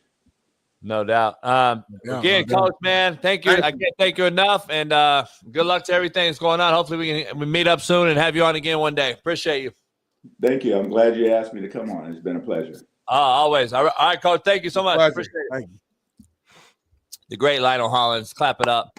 Pound that like. We're going to pay the bills, take a commercial break. We got Tom McManus, Boston College legend, Jacksonville Jaguar legend, played for the great Tom Coughlin. Got so many questions to ask him as well. He'll be right on, and then we're going to wrap the show with the legendary Shaun Merriman, the great pass rusher extraordinaire. Can't wait to get him on. Loaded lineup, Workboot Wednesday. Pound that like. We'll be back in 4.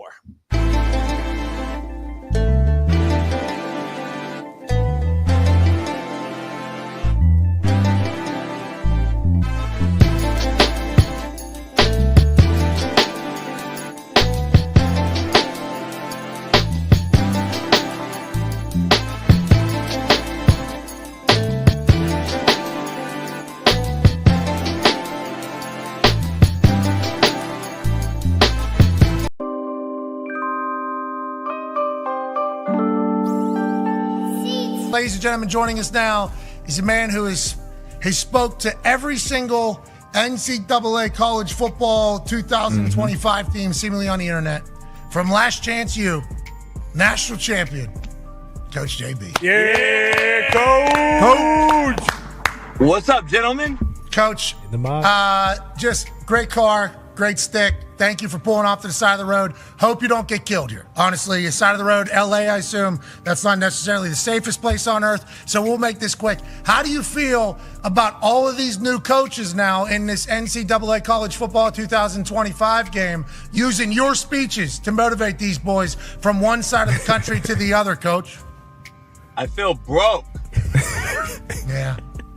Like, it's crazy. Can I get like a royalty or something? Like, Netflix already screwed me. I'm getting screwed by EA Sports now too? Like, holy shit. I hit him up. I reached out to him like, hey, trying to be cordial and nice. I'm a nice guy, you know me. Yeah. And I was like, hey, EA Sports, maybe I can actually be your video guy, the actual do a real video instead of using my name, image, and likeness. Oh, shit. And maybe I can get a little piece of the pie, but nah, it's all right. Just keep sharing my 500 million views of it.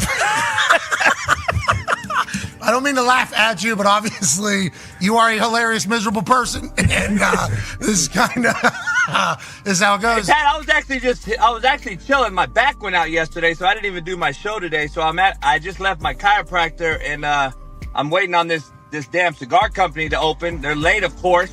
I mean, come on. Shit. Okay, so life is good. Last question for me, because I know the last time we talked to you, you had not watched the Netflix series Last Chance U. You said that. You said, I've not watched it, but obviously you've heard from everybody. Now, do you see some clips that come across your way? You're like, I don't remember saying that. And then all of a sudden, oh, I killed that. And do you judge your clips whenever you see them? You're like, I murdered that one. Nah.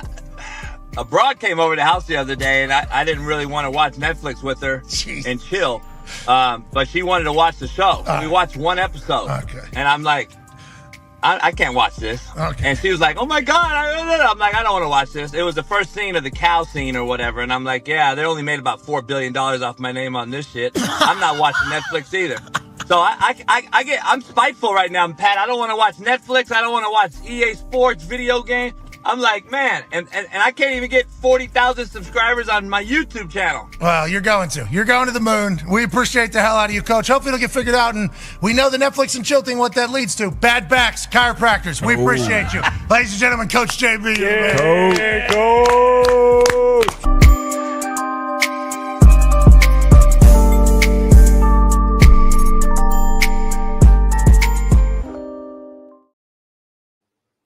All right, we're back in the building. Appreciate everybody. Pound that like, subscribe, become a member if you're not one. It is Work Boot Wednesday. Smitty's having some computer issues in the back. He'll jump on in a minute when we can, but we're right to another legend, man. Boston College legend when football was football, and you used to be able to hit with like helmet and pads and shit. Can't wait to have this man on. Tom McManus, 5-year NFL vet. Boston College legend. Welcome to the show. Tom, how you doing, brother? Hey, Coach. How you doing, man? Great to be with you this morning. Good, brother. I appreciate you. Bailey, we good with the sound? I don't know if you got an echo or not. I heard something. I'm good now. I got an AC unit on. Let me shut it down real quick. Oh, you're good. There you go, Smitty.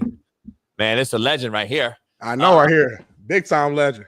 Oh, please. Hey, Tom, I don't know about that. Hey, it's different when you get real fucking football guys on. It's like, man, I love it. Like, you know, a football guy when you meet a guy. Different energy. Yeah, Smitty, if he walks down and goes to Lowe's, fucking people are gonna be like, that motherfucker does something. I don't know what it is, but it's something.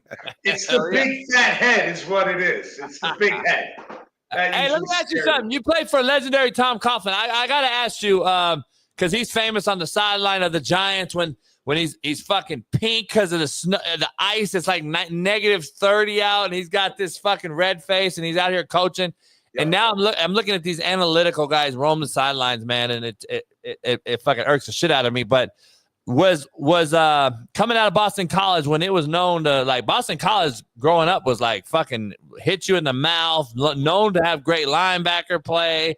Do you look back at football now and say, damn, this game is just a complete 360, college to pro, and it doesn't matter where you are, this game is just totally changed upside down, inside out? Or are you looking at it like, all right, it's still football, but we've tweaked it just a little bit? I'm more like it's still football. There's still violence in the game. I mean, I don't like all the rules.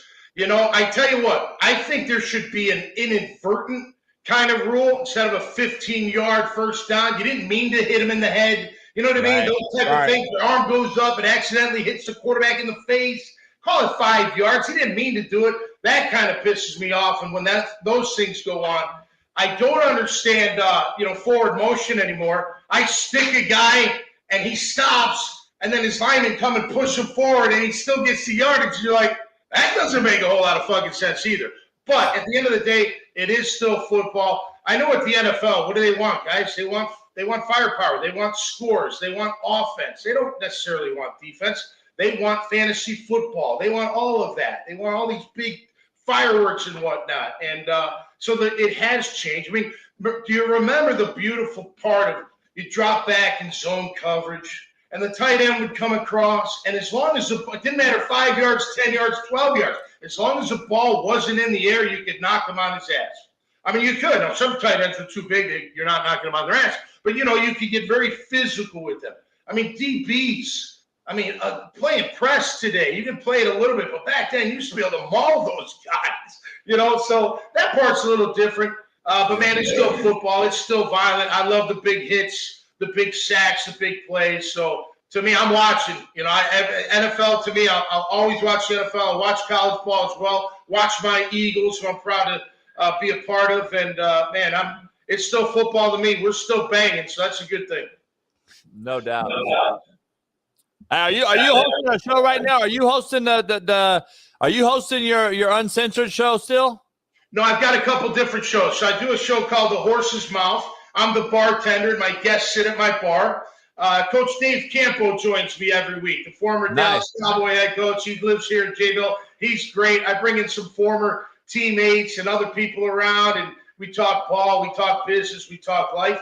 And then I host a podcast called Catching Up with Tommy Mack, and it's really just me, editorial, all about football, mostly NFL, mostly Jags, but try to hit it all in that regard, and it's fantastic, man. I get to at least, I watch the game the Monday after. I'm making my notes. I want to make sure I know what the hell I'm talking about, seeing who's playing well, seeing who's not playing well, what's going on, that type of thing. So, but yeah, it keeps you involved. It's great, man. It's a great way to stay in the game, make a living, and have your own schedule. I'm in my home studio, Neptune Beach. It's makeshift. I just throw my jersey up there and call it a studio, but whatever. Neptune Beach, 5 blocks from the beach. I'm going to go out for a run later. I've been in Jacksonville 30 years now, fellas. I'm one of the original Jags in 1995. Met my wife in 99 and never left the beach, man. It's an absolutely wonderful place to live and to be. Wait, you're from what? Chicago area or what? The suburbs, yeah. My parents from Jersey. My dad worked for Prudential. He got transferred from Newark to Chicago. We grew up in the suburbs. I'm the youngest. I went to BC. They went to Florida. So I've been a Floridian, so to speak, since 1989. They were in New Smyrna Beach. And ironically, Coughlin from BC gets the job at Jayville. I'm out of football 2 years. Gives me a chance to work out. Long story short, make the team, and my parents got to see me do it. So that was pretty cool. Shit. Blessing, man. That's great. I gotta ask you before Smitty jumps in real quick. Like, where are we at with Jacksonville? I'm hearing rumors that they're not happy. They're not happy with Sunshine, and they could make a big splash trade here early. 4 years in, you paid a lot of money to the quarterback in that room. Obviously, we know how that works in the NFL. Are you hearing any rumors or rumblings? And are you expecting the Jags to do something big in the draft? I'd be absolutely shocked if they did anything in the draft. Look, the thing on Trevor, and I've been pretty critical on Trevor. He'll make some incredible plays. There's no doubt. But then he'll miss too many routine throws where you're like, man, layups. How are you missing that? Like, guy's open. You overshoot him. You undershoot him. You put it on his back hip. He's got to stop and try to make a catch, or he's got to leap for it, that kind of thing. But then he'll make these unbelievable throws. You're like, holy shit, this kid, man, not too many guys can make that kind of throw. I think with Cohen and company, now look, we know the old adage is what? You want to bring in your own people. Right. You don't want to inherit somebody else's people. Unless you have a star. You know, you inherit Tom Brady, you don't give a shit. You're like, yeah, or anybody, any big name. Right? You know what I mean? But there is some truth to that. But no, I think they're sold on Trevor. I think they can fix Trevor. The thing about Trevor, it's not physical at all. He's got every tool in the book, and he's really physically tough. He really is. He'll take a beating, and he'll stand in there, and he can take off and run. Obviously, he's got to get down quicker next time, but still a legal hit and took him out of the season for the most part. But he is a very tough guy. The thing that he struggles with is seeing the field and the mental part of it. Now, Baker Mayfield came out and said Liam Cohen helped him tremendously with what? Pre-snap reads. And that changed his game. Yep. So I'm hoping that can happen to Trevor. Because, look, it wasn't always Trevor's fault. There were times where receivers were running the wrong routes. They were in the wrong spot. He didn't have all day to throw. You know what I mean? Some of it's on him. Some of it's on the rest. But at the end of the day, they got to hone him in. They got to take, now he's not Josh Allen. But remember, Josh Allen was this wild stallion, threw 17 picks his senior year in college. And then they eventually honed him in to be just an unbelievable quarterback. I hope Trevor can take that trajectory. But let's be honest, it's year 5, fellas. I mean, I could give you every reason in the book. But at the end of the day, he hasn't gotten the job done to the extent that he should.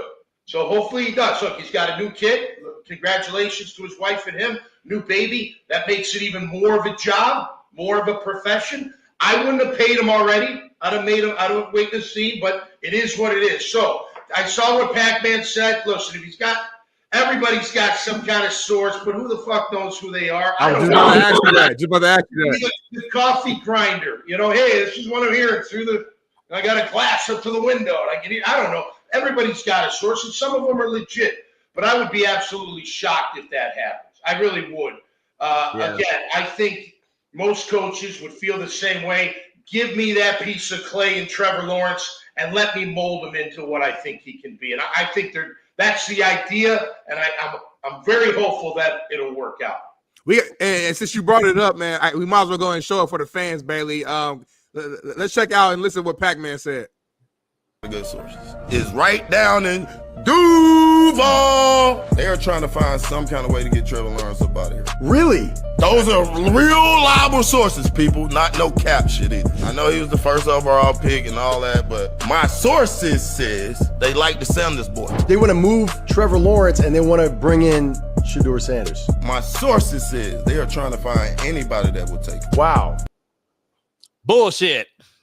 Listen, when you smoke weed, it makes you lying. You know, he might have heard something. He's like, "Oh, hey, let's roll with it. I'm high. Who cares?" I love Pac-Man's great. Listen, who knows? Maybe somebody is floating that around there. Maybe it's true. Maybe it's not. You know, there's a lot of rumors and a lot of fluff and a lot of scuttlebutt right now. Like, you know, we go from we're all in on Mason Graham. Now all of a sudden it's Ashton Genty.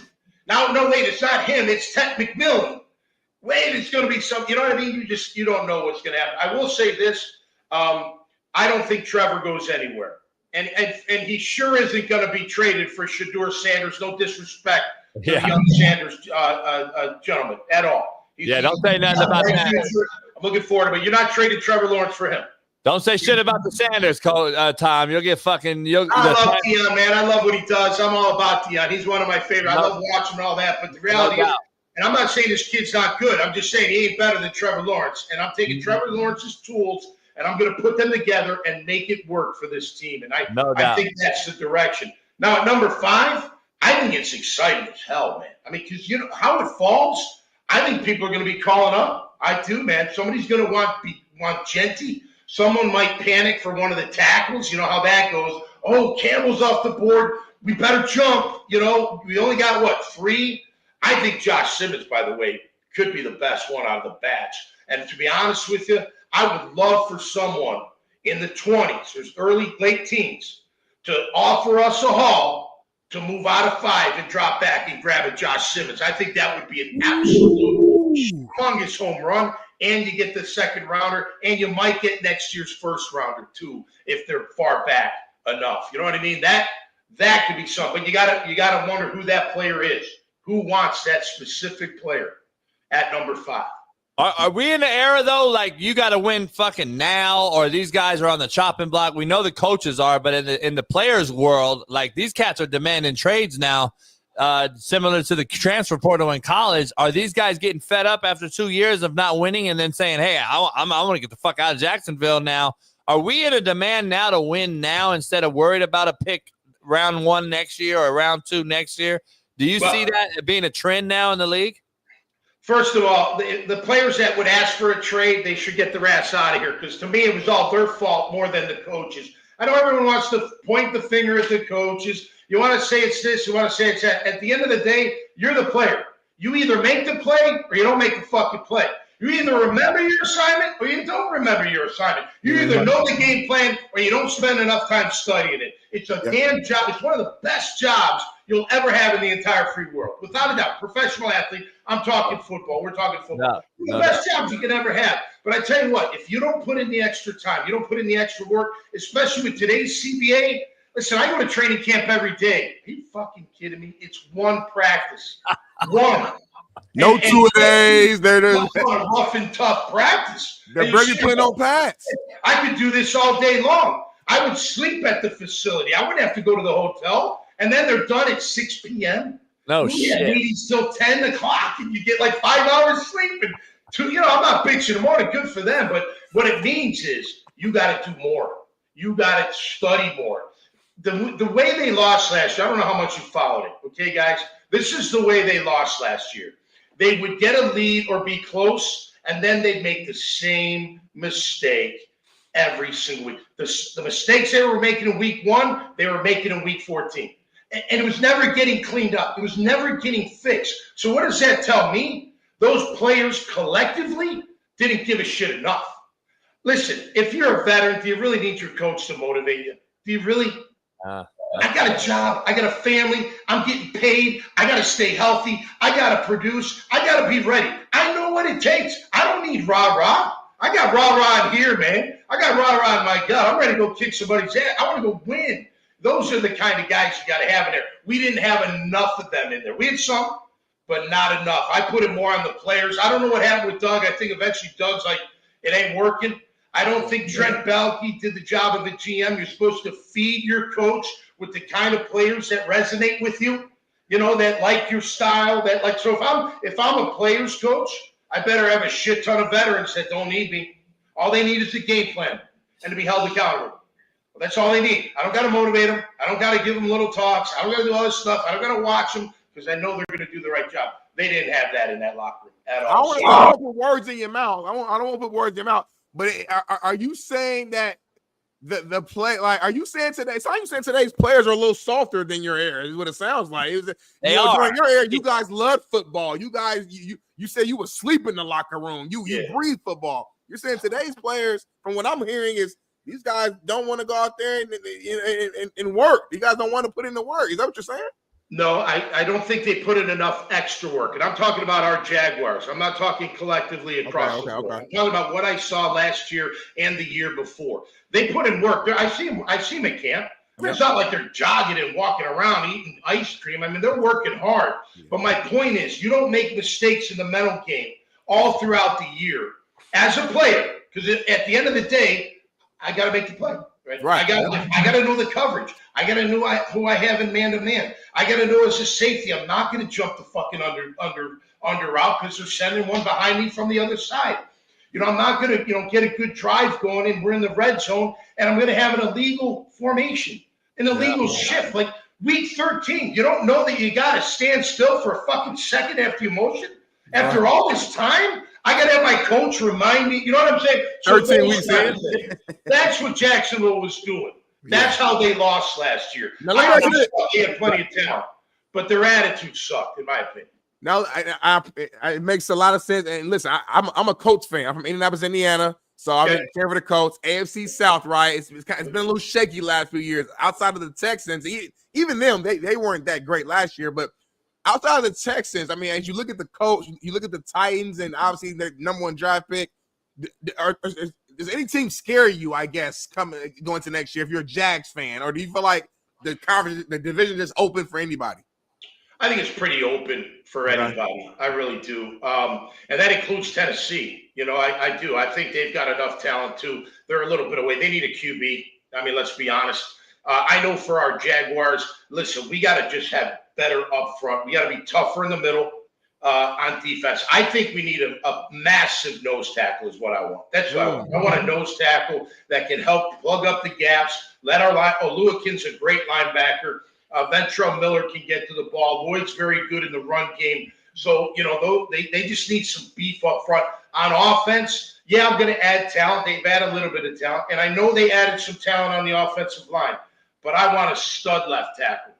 If Trevor's my guy, which I believe he is, I want a stud. Not an okay. Walker Little's okay. He's not bad. He's not a turnstile. It's not like that. But he's not great. You know what I mean? Yeah. You got to chip with him sometimes. You got to leave a tight end in there sometimes. I want my left tackle to take care of that guy one-on-one, and I don't got to worry about him the rest of the game. We haven't had that here since probably the big man, Tony Baselli, who's running the show inside Jacksonville. You know what I mean? We haven't had that. We've had good left tackles. Eugene Monroe was good. Cleve Barnes was pretty good. You know, okay. But Tony was just, you know, dominant. You want a dog at left tackle. You want an animal at left tackle. Yeah. I want an animal. I want 5 animals across the line. Nice off the field, cool off the field, on the field, and ready to kill everybody on the field. The Eagles just won that way, right? We know that's what wins, Tom. Tom, but your point, you're nail on the head on this whole thing. I don't think it's just a Jacksonville issue. I think it's a league issue, and I've been on this thing for about 5 years. I got 20 kids playing in the league, and I know for a fact that it's not the same. Let's just be honest. And everything you pointed out is true. I think when you overpay guys, especially that haven't yet to earn it, they're going to be some sort of entitlement, and they're going to say, "Hey, fuck, man, I'm not going to go as hard. I got nothing to work for." I just think that's human nature. Let me ask you something. As far as history, Can I interject real quick? Yep. Can I interject? I think they love to compete today. Yeah. I think they love it, they love the physical. I think they also want to win. But wanting to win and earning the right to win, I think that's where great point. I think a lot of players think because they're so talented and they are, we just show up. Because guess what? In high school, all we had to do is show up. In college, we just showed up because we were better than them. Then you get to the pros, and that guy going against is just as big, just as fast, just as quick, just as another long, All-American. whatever. You know what I mean? So I think that's where it's like, whoa. But I do think they're talented, very talented today. And I think they do want to win. And when it comes down to the nitty-gritty, they're ready to rock and roll. That's a hell of a I think they like to fist fight more than play football, but that's okay. They're still got that, you know, I want to go hurt somebody type thing. So Thank you for saying that, Tom, because my co-host here, JB, for a year, I've been on the show for 2 years, and he's been talking about how soft these players are. These players don't want to play hard. The money, they make too much money these days. So I'm glad a legend like yourself, an OG like yourself, said what you just said. Thank you for that, Tom. He put it in great perspective, but I know Micah Parsons ain't sleeping at the fucking hotel. He'd rather do a podcast, so miss me, Smitty. But let me ask you something, Tom. Yeah. Now go ahead. Hey, Tom, let me ask you, is Fred Taylor the most underrated running back in the history of the NFL? Freddie T. That guy, he should have been in the Hall of Fame already. Here's the thing, you know, and this is what I don't get about Hall of Fame. Put the players that went against him that are in the Hall of Fame and ask them if he belongs in the Hall of Fame. Right. They'll tell you the truth. They'll tell you that about Jimmy Smith, too. Baselli should have been in a long time ago. Oh, yeah. He was just as good as Ogden and Pace, Walter Jones, and Willie Roaf. They were all in way before him. So that's, to me, I don't know. You know, I don't know the whole thing. I don't think Pro Bowls should be included because that's a fan vote. And you know what? Freddie Taylor, you think about this. Freddie's rookie year was unbelievable. 17 touchdowns. And then I think rushing. And then 3 additional, or 14 and 3, whatever. He had a ton of touchdowns. Rushed for a ton of yards. Was an unbelievable player. Didn't make the Pro Bowl because that year we had more popular guys in bigger markets. Now you say, well, what, Fred Taylor made 5 Pro Bowls, he'd probably be in right now. But the Pro Bowl is a fan vote. So I would get rid of that or minimize the percentage of how much I'm valuing that. The writers definitely have a say, and the coaches should have a say. But at the end of the day, I want Hall of Fame players that they went against and tell me. And I agree. I love Deion's take on the whole thing because Deion actually was one of the first ones to say, like, are we just throwing anybody in this thing? Like, I agree with Dion totally. Like, I thought the Hall of Fame was special, different type of animal. It separated the men from the boys, so to speak, and it was the elite of the elite. Whether it was longevity, Tom, or what have you, but you earned that stripe to be different. I think now, like Dion said, I think we're just throwing motherfuckers in there. Like, we're just throwing cats in there based on popularity, market, as you mentioned. If you're in LA or New York or some media market, you're going to have some. I don't know, man. There's some great players, in my opinion, that should be in there that aren't, and vice versa. Yeah, no question about that. Listen, I can't. Was nowhere near. I'm a Boston College Hall of Famer, but I'm nowhere near that kind of player. But I'll tell you what, Freddie. This is what, to me, one stat gets Fred Taylor in.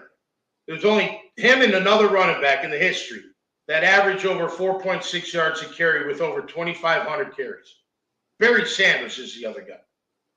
Yeah. I don't know. To me, why would you put him in based on that? I don't know. What does he need to be? You know what I mean? I don't know. To me, that's a simple one. Fred Taylor. Let me tell you a quick, cool story about Freddie, if I may. So we draft him, and I'm coming off an ACL. I tore my ACL in '97. So this is 1998. We drafted him. It's probably like May, and I'm just running sprints. And I got the assistant strength coach to tie me just to see where I'm at, kind of stuff. We're out on natural grass where we practice. And up comes the legend rookie Fred Taylor. I knew he was from Florida. I knew he was a stud, but I didn't know that much about him. Well, he comes up, and he's got his shirt off. And he's like, hey, T-Mac, could I run a 40? I haven't run one, I want to see where I'm at. I was like, hell yeah, you can run 40. I'm like, let me go down to the finish line. I kind of want to watch. I've never been blessed with pure speed. I'm always enamored with speed. So Freddie at 230 pounds, 6'1", totally shredded. I mean, just rock, brick, shit house, the whole deal. He gets in his stance. I get down there. I'm with the assistant coach. And we're like, okay, on your movement, Fred. Well, and this is an absolute true story. Freddie takes off and goes like a third hit, shoot, rocket ship. So he takes like 2 steps, third step. So he's like at 3 yards before he really takes off. And I'm not kidding. He didn't pull up a couple yards, but he pulled up right at the end. And we looked down at the watch. It was a 4.45. And me and the coach were like, holy shit, this is going to be great. Are you kidding me? This kid's unbelievable. And then his first carry goes this way, cuts back, 52-yard touchdown against the Ravens. I mean, what a superstar. Listen, I'm biased because he's a friend and he's a teammate, and I know what kind of player he was. And by the way, he was a great studier of the game, which I learned later on. Gerald Ingram, you remember Gerald? He was a running back coach. Yeah. He was telling me, so when Fred broke off that 90-yarder against the Dolphins in 1999, the playoff game, Fred came to Coach Ingram and said, hey, I'm noticing that Zach Thomas overruns a certain play. And he's like, well, then cut it up. Do what you do. And that's exactly what he did and went for 90. I mean, he really studied the game as well and, got to that point. But it's all the great ones do, right? The great ones today prepare just as hard or harder. They do because they want to be great. And they know what it takes to be great. And I know a lot of people can say that, but the truly great ones, they're the ones that really put in the time and effort. And they have the talent on top of it. No doubt. How good was Mark Brunell? Awesome. Love Bruni. Very tough, had a great arm, and could really run. People forget, 97, he tore his ACL. If you remember, that was in a preseason game against the Giants. He did not get surgery. Never got it fixed. Wore a brace the rest of the time. It didn't totally change his game because he could still do it.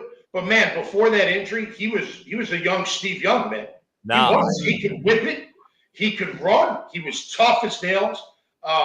Really strong guy and a huge competitor. Fiery. Loved the game. And I loved him, man. We'd go to war with him all day long. Tom, only reason I asked because a lot of cats don't know how fucking good he was, man. That dude was really bad. He was. Listen, we weren't. I know he probably only had 21 touchdowns, most or 23 in the season, but it was more. We pounded the rock. I mean, you go back and look at our offensive line. These guys were animals, and they were massive. You had Baselli, you had Searcy, Dave Weidel, 6'7" in center. Ben Coleman took out the Sun. He was 6'6", 6'7", 340 guard. I remember at practice. I'm granted, thank goodness we're not going full speed. He'd come out to block you, Benny would, and it was like the eclipse. You're like, where's the back? Like you had to guess. Like, go this way, go that way. It was just unbelievable. That Tilsky or DeMarco, whoever was the other guard. And they had the attitude. We're going to punish. We're going to block. We're going to get our running game going, and then we'll play action. Then we'll use the pass. I think today's game, Brunell would have way better stats if it even matters. I don't really care about stats. It's all about wins. He had his look. We all have our moments where it didn't work out for us, but I loved him, and I wouldn't trade him for the world. No way.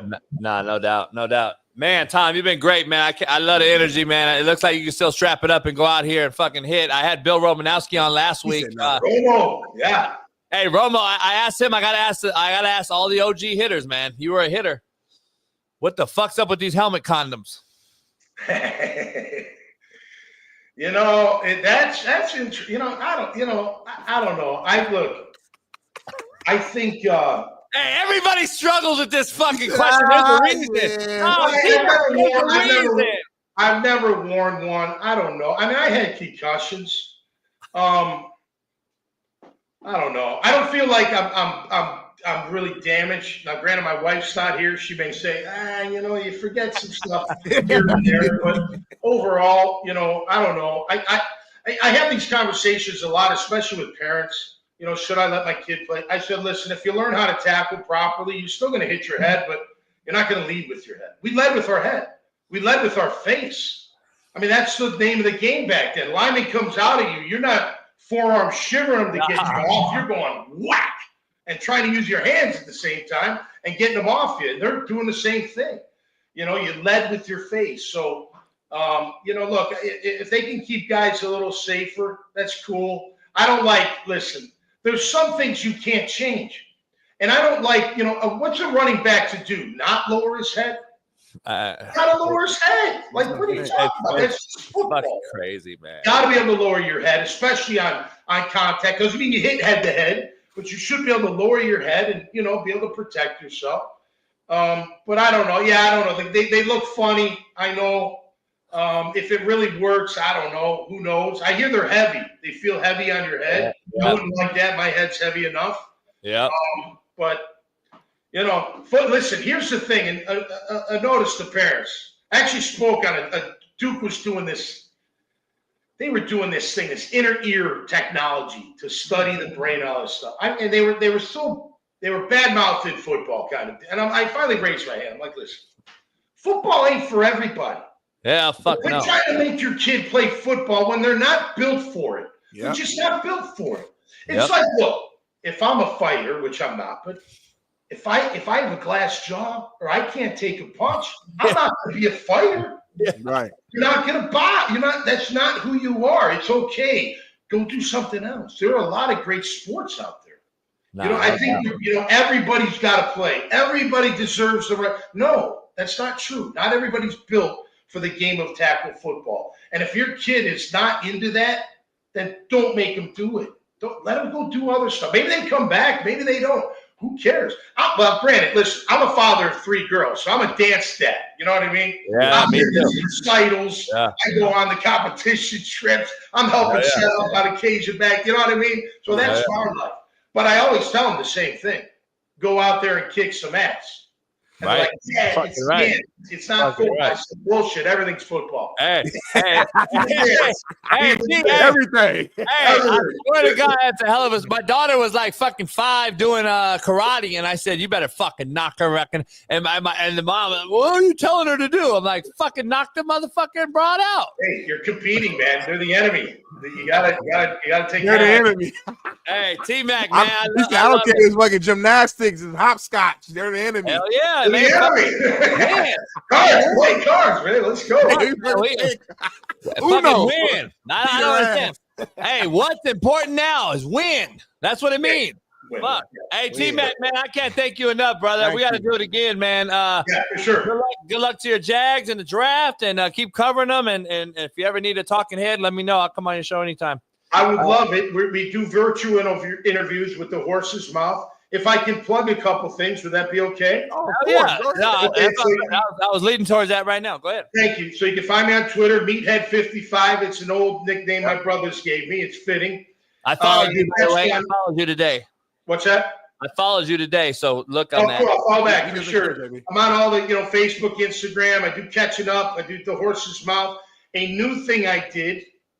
So I'm in a cover band. I'm the lead singer of a cover band called the Dad Bots, and we do covers of like 50 to 70 all rock and roll, from 70s to modern day. Mr. Brightside to Grand Funk Railroad kind of shit. Van Halen in between, Nirvana, Stone Temple Pilots, Alice in Chains, all that stuff. I love it. We have a great time. What's that? No, I don't. Smitty nodding his head like this motherfucker knows any of those bands. You know all those. Yeah, of course you do. Yeah, of course you do. So anyway, I did something I've never done before. I co-wrote and cut my very first single. What? And I did it with a guy named Damian Starkey, who was the former bass player of Puddle of Mud. He was on my Horse's Mouth show, and we hit it off. I sent him an original song I wrote about my dad, and we rewrote it, co-wrote it. I did the lead vocals, he did the backup, and put in the music. He produced it all. It's called Man, What a Life, and it's on Amazon, iTunes, Apple, and Spotify.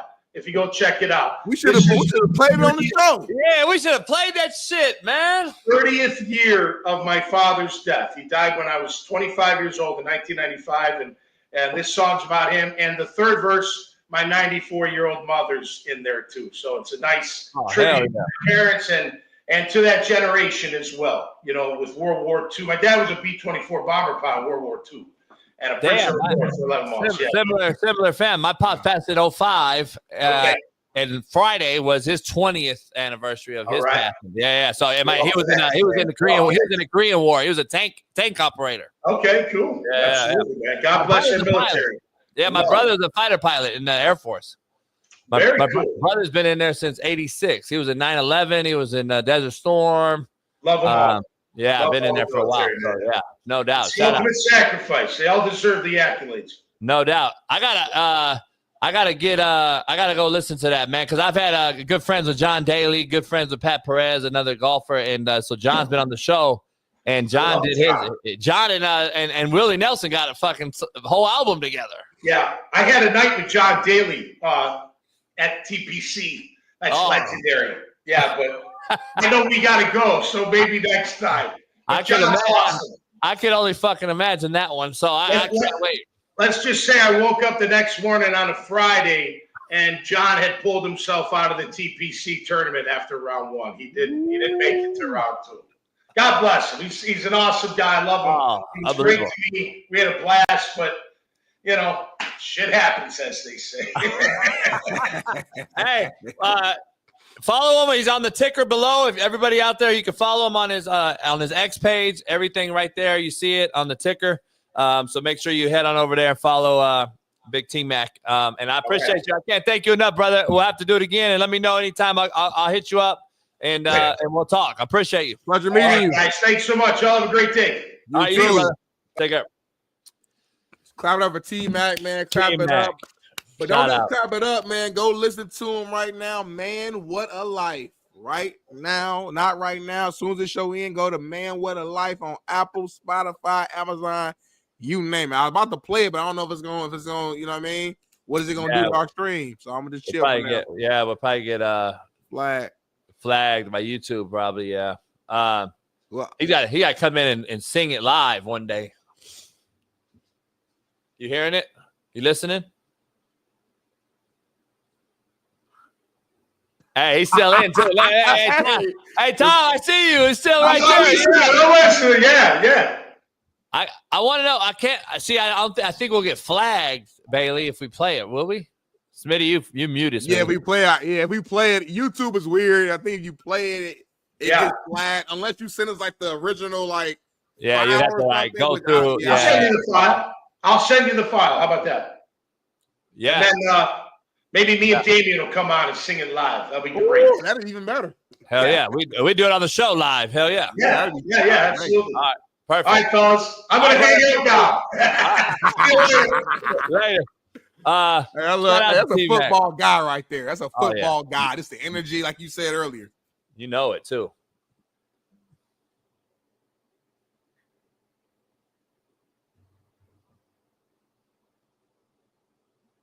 My shit focus. Here does it. It's crazy. Man, just load it. Like the shows now, like you got to work. Yeah, like you really got to work hard. Yeah, like you don't do shit, but like I gotta really actually like I'm tired, man. I'm like sweating, like do work. Like I gotta really like know real like. See, I don't do no question like prep because I want to get the energy of the gas and then feed off the gas energy and then. Well, that's not the reason you just don't like to like prepare, but it works though because our dynamic works. I knew right away he was a football guy. I didn't need no prep. Like fucking this is a football guy. Let's go. So, love those. We got 20 more minutes until our next football guy. So we might as well get some of these topics in between you and I. So we get a little bit of one-on-one pause. And then we'll end it off. Pause. Let me know more on this show. You don't got to say pause. All right, perfect. We'll do one-on-one, and then we'll end it off with a little bit of Mr. Lights Out, himself, my guy, Shaun, who I ain't seen in years, so it'd be good to connect. But let's keep this train rolling, man. Let's keep it rolling. So Dan Orlovsky, that's your guy. Wow. Believes that Jalen Milroe has the highest ceiling of any quarterback in the 2025 NFL draft. Check this out. Yeah. No-brainer quarterback in round one? No brainer. For you, if you're Pittsburgh? What do you think? I mean, Dan, let me ask you a question. If you were running the Steelers and you paid DK Metcalf $30 million totally, and a second-round pick, do you want Mason Rudolph getting the ball in? No, I'm in complete agreement with you. Here's the pushback I have on – you're saying Shedeur at 21? If all the quarterbacks that we think are first-round potential quarterbacks are top 40 picks, you're talking Cam Ward, Jackson Dart, Shedeur Sanders, Jalen Milroe, Tyler Shuck, if they all peak, if they all reach their highest, who's going to be the best? Probably Milroe. Exactly. So if you're the Pittsburgh Steelers, like if Shedeur peaks, he's going to be a good player. But if you are the Steelers and Jalen Milroe's there, and maybe they have to trade back to 26, 27, 28, and that's the guy for your future, because the list of the things that Milroe doesn't do well is a lot shorter than the list of the things that he does do well. And I don't want to represent that he's this finished product, unbelievably accurate player, all that. But there's no way that you can sit there, watch the same tape I've watched, watch the same talent that I've watched and go, if we believe in the development of our organization, if you're the Steelers and you believe in the people that are in charge of the development of the players, that guy doesn't have the chance to be a star. Listen, man, we already went down this tunnel before, like in recent years. This whole potential, if he reaches his ceiling, you got a guy in Indianapolis named Anthony Richardson. And yeah, he's still young. He's younger than some guys getting drafted still right now. So yeah, is there a world where maybe he still becomes this all-time great quarterback and next Josh Allen? I guess. But what's the reality? The reality is he's not developed. The reality is he can't run consistently a normal NFL pro-level offense. It's either big play or no play. It's either big deep ball down the field, scramble, or turnover. Like literally, like it's literally that simple when it comes to guys like this. And I compare Jalen Milroe to Anthony Richardson. Now listen, you can say he's a little bit more developed, played at Bama, played under Saban, actually has some more success at the collegiate level. So, okay, cool. Maybe he's a better version of AR5. But my point saying this is, though, like, listen, man, how many times do we got to, like, see he's not, though. These examples? Yeah, right? He's not. Listen, man, I'm going to take a shot at something that's not going to be very popular. And I hate to use this and do this because – me lean back. Yeah, no, I hate to do this, and especially in the country's divide that's going on right now between black and white and all this bullshit narratives that are out there with race. But there's a reason why Dan does these takes, in my humble opinion, and my gut tells me that he's kind of forced to do so. There's a reason why Snoop Dogg, as I sit up here and watch the show right now, is on ESPN right now, on the set. There's a reason why Disney does what they do on ESPN when it comes to sports. They blend a bunch of bullshit in there when it used to just be sports only. Now it's all these other fucking things. Now we're doing politics. Now we're doing fucking entertainment. Now we're doing all this crazy shit.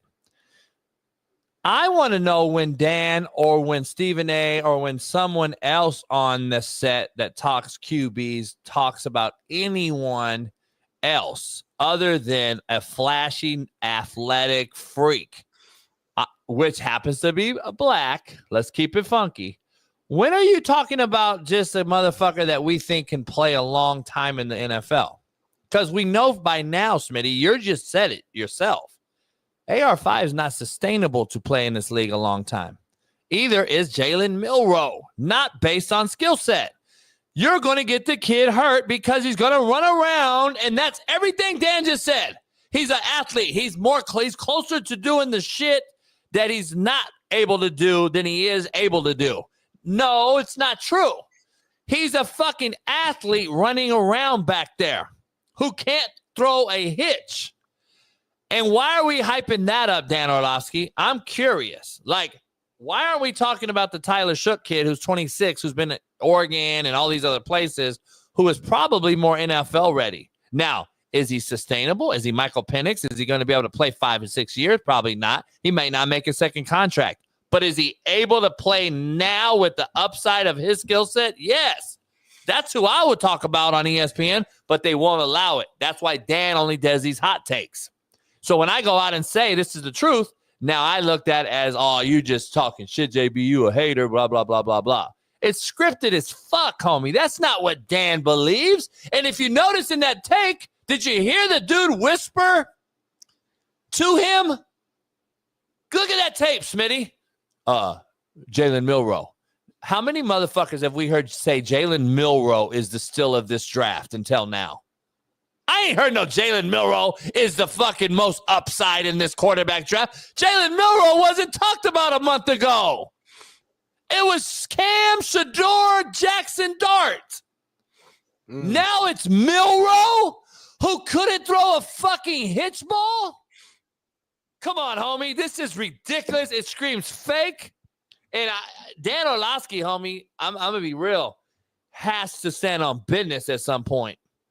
Like, I'm going to be honest. Like, you know fucking well that dude right there has no goddamn upside. And I'm actually going to be on Smitty's side. I don't think he's better than AR5 coming out of college. Only reason why I say he might be, because he just has more experience, more reps, and he was under Nick Saban. He was, you know what I'm saying? Like, that's the only reason why I'm giving him that. But they're very close, in my opinion. Very close skill set. Like, what's he going to do, Smitty, to your point? What's he going to do? He's going to take his 5-step and fucking throw the dagger on time? That's what he's going to do? No, he's going to tuck it, and he's going to fucking make a play, and he's going to freak somebody. He's going to hurdle a motherfucker, and he's going to go down the sideline, and we're going to say, oh, fuck this Lamar Jackson. That's what the first narrative's going to be, and then he's going to tear his shoulder out, and then we're going to be like, he's hurt, and blah, blah, blah, blah, blah, blah, blah. Yeah, knock on wood. No wish on no ill will. But that's what happens, homie, because we're not teaching these cats how to play quarterback in the NFL. We're only doing, to your point, based on what? You just said it. Come on, homie. What their ceiling is. Get the fuck out of here, man. Nobody knows their ceiling. Right. There's no way to know. There's no way to know. Like, the dude wasn't even very good in college. Like, we're now going to take a college guy who struggled to throw basic concepts and put him in the league now. When the pass rush is 10 times better and the athletes are 10 times better, and now he's going to do better? Haven't we seen this with Justin Fields and AR5 already? Like, I'm trying to figure this out. Like, I don't understand it, homie. I actually like Justin Fields, so I ain't going to put him in the same category. But I love Justin Fields. I love Justin Fields.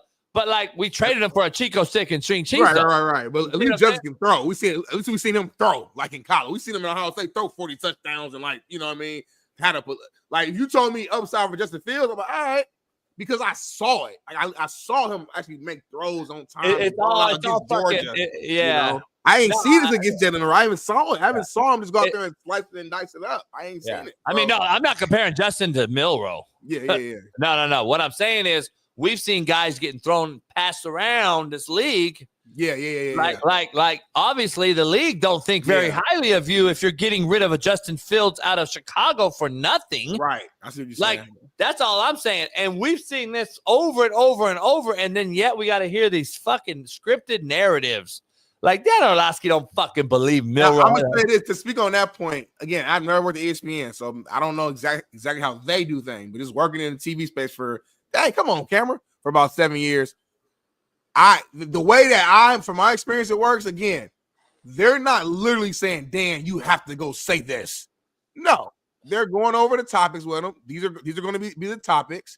They're asking him his opinion on each topic. And then, the researching team or whatever, the producers will give you some like feedback and some angles that you could potentially take. They'll give you some stats that can fit whatever feed or fill whatever argument you're wanting to make that will make it sexy on TV. You know what I'm saying? So Dan might be like, man, I wonder if there's something a way for me to pull for Jalen Milroe, or is there something I can have that will help me kind of praise Jalen Milroe? And then the team will go back and be like, okay, well, here are all the positives from Jalen Milroe. He ran for this many yards. He's this. And then now Dan can look at my, okay, I have enough information now that to actually make a point as to why Milroe is legit. And then he goes on to, you know what I'm saying? So like this for clarity, I don't believe that the producers are saying, Dan, you have to go with this angle. Like I agree. I agree with that. But the issue I have, the part I don't agree with is when the cat whispers after the question, who's got the most upside? And then the cat's like, Jalen Milroe?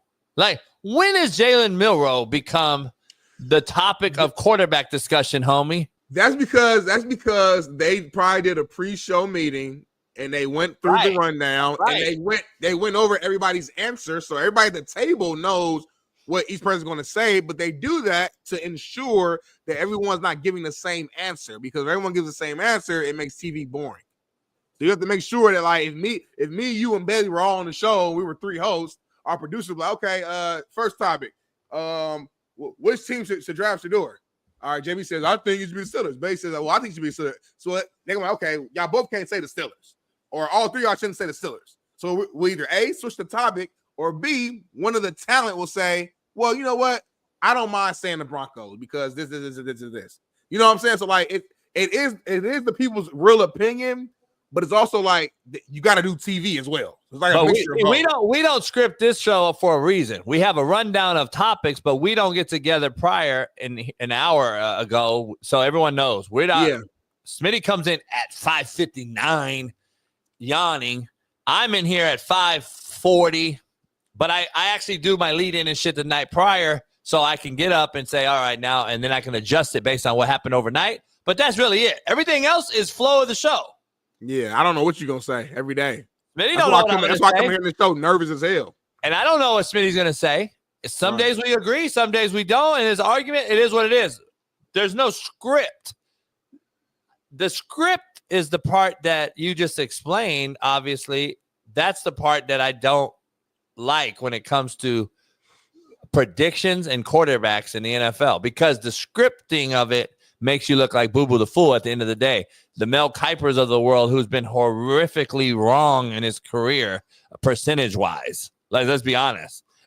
Like, those type of guys, when it's scripted, they look bad, homie. That's just my opinion. Like, come on, man. Dan, you know damn well Milroe's not the fucking guy that has the most upside in this draft. Why don't you just shoot him a text? Why don't you just shoot down a text? That's your guy. I know, but I'm done. I'm done texting him. You've been saying for 2 years, homie, I'm done. You did a whole video that went viral at the big board. You fucked me. You fucked me. We need the big board back again. You be scared to use it. We have it. I have it right here, but I'm just saying, we got to get it. Use it. Like, you be scared. I'm not scared either. We're gonna use for football season. We're gonna get back on there and blah blah blah blah. I'm gonna break down plays.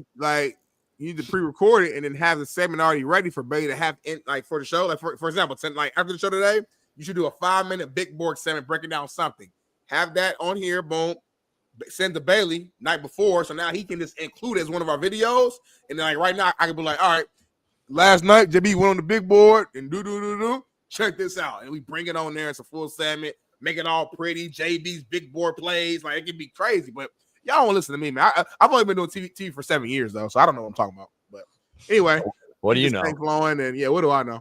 Keep this thing flowing. I don't know anything. Did we do? Oh shoot! Do we want to do? I want to piss. Let's take a break then. Perfect timing. Let's take a break, and then when we come back, we'll. What's happening now? We can do real quick. I was going to ask you what's happening now, and then go to break. I was going to ask you that. Yeah. What's happening now that you're on the right? Real quick. Where you at? What's happening now before Shaun Merriman joins the show? Yep. Legendary Shaun Merriman. What's happening now, Smitty? Take a look. Fuck! I asked her to excuse me. We're not leaving. I asked her to excuse me. And she said no. So now let go of me, please. Sir, she said no. So go around. I don't care. You don't control my passage anywhere, okay?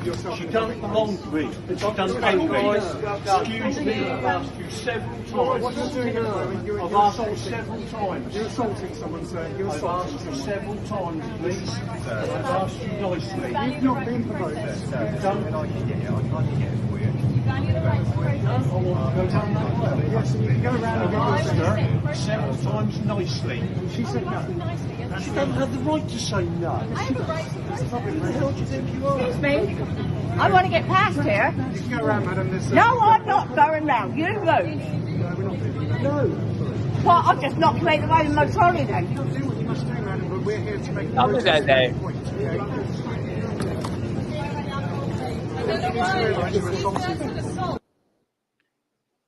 Homie, I'm so tired of this shit, homie. I'm going to be honest, dog. If that's my mom, I'm grabbing the cart, Smitty. And I swear to God, homie, I'm grabbing the fucking cart. Full go. And I'm fucking. I'm going to hit you straight in the back of that. That was slow as hell, homie. There you go. That's fast. That's fast.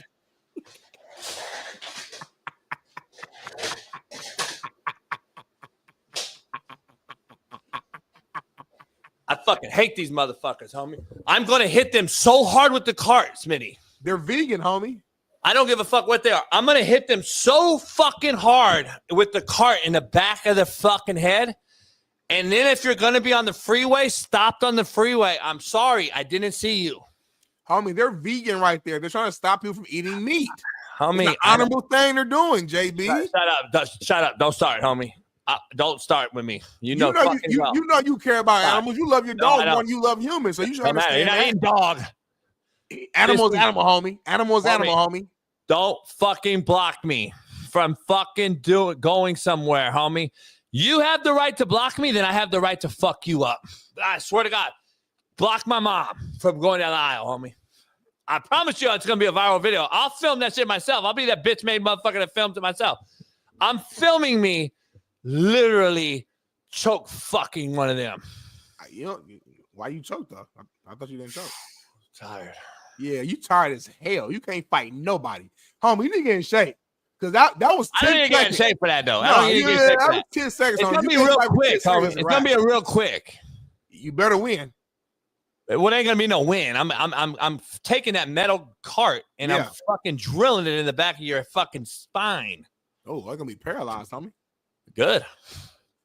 Like, we gotta stop feeling sorry for motherfuckers who don't care about you, Smitty. Yeah. They don't care about you. If that was me, I would have just ran and jumped over. I'm a D1 athlete. I would have just gone and jumped over. I'm not. What about your mom? You gonna run your mom over there and run and hold her and jump her with you? I'll pick her up, put her over the top. Nah. And then he grabs the mom's leg. Oh, well, now I'm beating your ass. But homie, the old lady couldn't walk by. Anything with your hands, I'm beating your ass. But the lady couldn't walk by. Like, this is a joke. The motherfucker that gets on the freeway and lines up, I'm just going through you, homie. It's gonna be. It's going. I promise you, I am. I promise you, I am. I'm just telling you. I've already said it. You go to prison for life, homie. That's stupid. No, you're not. Yes, you are. Nah, I'm gonna fight it. You're not gonna win it. I got white privilege. Who's gonna be your lawyer? Tony Bigsby, homie. Listen, we gonna go to a quick break. Adam 2029. We go to a quick break, y'all. So JB can go take a piss and do some other stuff, and then we gonna come back, man. We got Mr. Lights Out himself, Mr. Shaun Merriman, multiple-time Pro Bowler, Charger legend, one of the hardest hitting guys of my time, my era. He was playing football before he was born, babe. Do your Google, do your YouTube searches, man. Playing before you were born. You don't even know him. Who? You don't even know Shaun. You don't even know you. Nah, man. What's the Maryland, man? You know this motherfucker? You're like, nah. Okay, When you introduce him, I'm not gonna say nothing. I want you to your first question. Be like, Shaun, do you know this motherfucker? And see what he say. Hey, Shaun, we'll be back in 2 minutes. We'll be right back.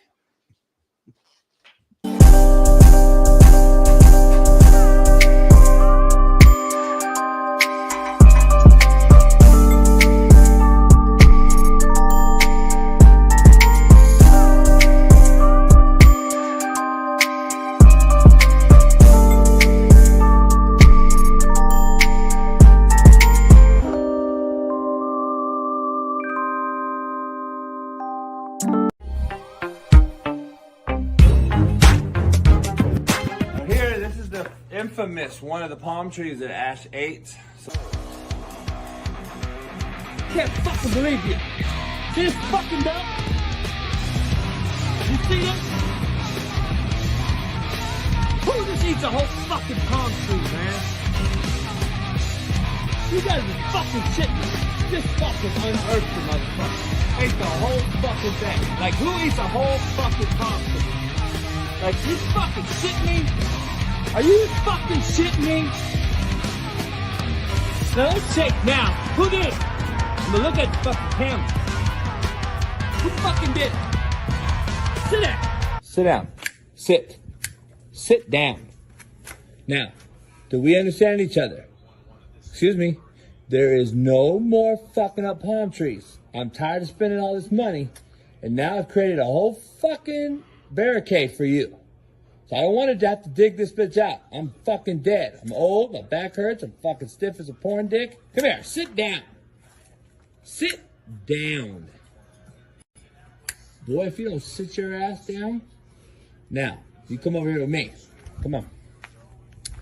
Here's what I had to do to fucking stop you. And I got a better, beautiful, bigger tree. So now, we are shitting in tall grass. Replanted it, bitch.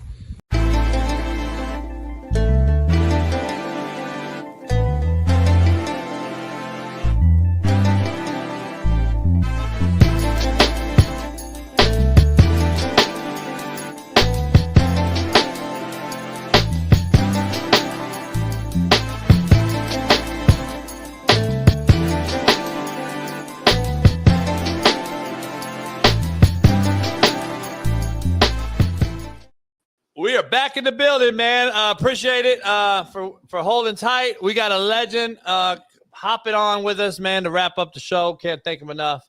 Our main man, NFL legend, our main man, Shaun Merriman, is here, tapping in. Shaun, just tell this cat you don't know him.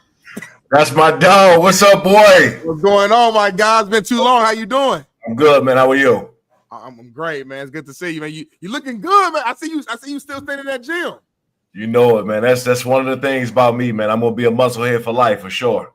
You and me both, man. I'm trying to get JB to stop drinking so much, get in that gym, do some workouts. But well, I mean, shit, you can do both, right? Yeah, you can do both, but he does one side. Hey, Shaun, I'm a specimen. See, Smitty's 5'8". There's a big fucking difference. You know what I'm saying? I'm 6'3". Come on, dog. Shaun's not 5'8" like you, Smitty. There's a big difference, dog. So I'm just throwing that out there. So I don't know. Marcellus said, what's up, man? I can't thank you enough for hopping on here, man. Let me ask you something real quick. I ask everybody, especially the old school cats like us, what's the biggest difference you see right now in the NFL from when we played? You know what I mean? The obvious answer, somebody gonna come out and say that people are soft, right? Like it's softer now. But tell you the truth, they're soft because of the rules are making, you know what I mean? They're stopping their level of play. So they're really just playing within the rules, man. So I can't get on that whole train and sound like the old school cat and tell everybody, the game is soft now, they're soft. I think that just rules in place, these guys can't go out there. Like, no way in hell I'm going to be able to play nowadays, right? Just my mentality and the way I play. I can't get out there and do what these guys doing now. It's too many rules. No question. Yeah, that's a good point, because I was going to ask you that, too, before you came on. I was going to say, like, man, like, if you could, reverse time or whatever and say you were coming out of college, getting drafted tomorrow, like what adjustments would you have had to make to your game to just even be able to play today? Because I don't everything you did was a collision. Yeah, it's different, man. I think I think my mentality would change as a player, would take a little bit out of the fun. Because I think, man, like when we came up, we were applauded for knocking people out. Like that was the whole goal of being out there. Like now it's frowned upon, or any kind of helmet to helmet contact, or just going in. If you hit a quarterback above the shoulder pads or below it, it's just way too much thinking for me. So I think a lot of my passion for the game would have just left. No doubt. I got to ask you something right out the gate, just as a former coach and knowing how the coaching world operates and then going from player to coach. You believe that Marty got a cold end of the stick on that 14-2 season in 2006 when you guys lose to New England or whatever? And I know A.J. Smith was there as a GM. 14-2 and gets the hook. I think he's one of 8 coaches in NFL history to have 200 fucking wins, and I don't believe he's in the Hall of Fame yet. Listen, I know guys that played for him, and you did. What's your take on that shit right there? 14-2, man. I don't know if that gets fired nowadays, does it? I'm like, when it happened, the world was the same way we were in the building. Like we was like we like what in the hell's going on? We were all caught off guard. But what it really came down to is just him and you name it, him and AJ Smith, man. They just really didn't get along. But it was shocked because we never seen it. We never seen a 14-2 coach ever get fired, and so. Just how everybody else outside the building was like, how in the hell? We're sitting around looking like, how in the hell? Because we didn't see anything. Nobody saw that coming. Right. But everybody knew that AJ Smith and Marty, they clashed a lot. So that was a personal deal. It wasn't anything business related. Now, so we brought that up. Talk about that 14-2 team, man. Like as you look back, like how good really was that team, man? The crazy part about it, man, is the practices were harder. Like it was harder in practice because I had to see, Marcus McNeil, I had to see Gates, I had to see Lorenzo Neal. Dude, how stacked we were, bro. Like Darren Sproles was like the third string running back. Think about that for a minute. You get what I'm saying? So if you really think about it, shit. Darren Sproles can be up for the Hall of Fame here for his all-purpose yards, and he got the numbers. And so that was our third string running back. And so you look at how this team was built, bro. We were just built different. I don't think it's and the problem is we're never going to get like, they have all these decade teams and everybody talk about, like, we're never going to get that notoriety as being the best team in a decade because we didn't win a Super Bowl. And that's really what it came down to. It's so unfortunate. And people don't understand like how hard it is to win a Super Bowl. Like, there's only one, I always tell JB, it's only one team that does it every year. That doesn't discount the amazing wins and success that team had all year long. If you make it to the divisional round of playoffs or AFC Championship, obviously the ultimate goal is to win it all. But it's like you can still look back like, man, we did a lot of good shit during that run. Let me ask you this though: what was it that you think kept you guys from winning it all? I think also not being able to adjust. You get what I'm saying? Like we were always the better team on the field. But the Patriots had our number. They would come out, no matter how we played them in the first half, they'd readjust and start punching holes in whatever we're doing wrong, start capitalizing on every mistake we had. I think in a way we got outplayed because they were smarter, and then we got outcoached, and so, I keep telling everybody now, I said, to get to the Super Bowl in my time, you got to first get through Ben Roethlisberger. That's one. Yep. Then you got to get through Peyton Manning. And by the way, you get through those two, now you got to see the final boss of Tom Brady. You get what I'm saying? So to get there, and that's overlooking the ones like Steve McNair, all the quarterbacks around that time in the AFC who you just had to go through in order to get there in the first place. Damn, that's a good point. It was loaded, JB. That's what I'm saying, Smitty, but you don't believe me. But anyway, the quarterback play now, in my opinion, and overall, as much as talented as they are, as freakish as we've become athletically in all positions, but quarterback has been the worst in my era. I've seen the quarterback position become so athletic and gifted and all this. And that's why I blame coaches. I think we failed the quarterback position over the last 10 years or so from college, high school, and on.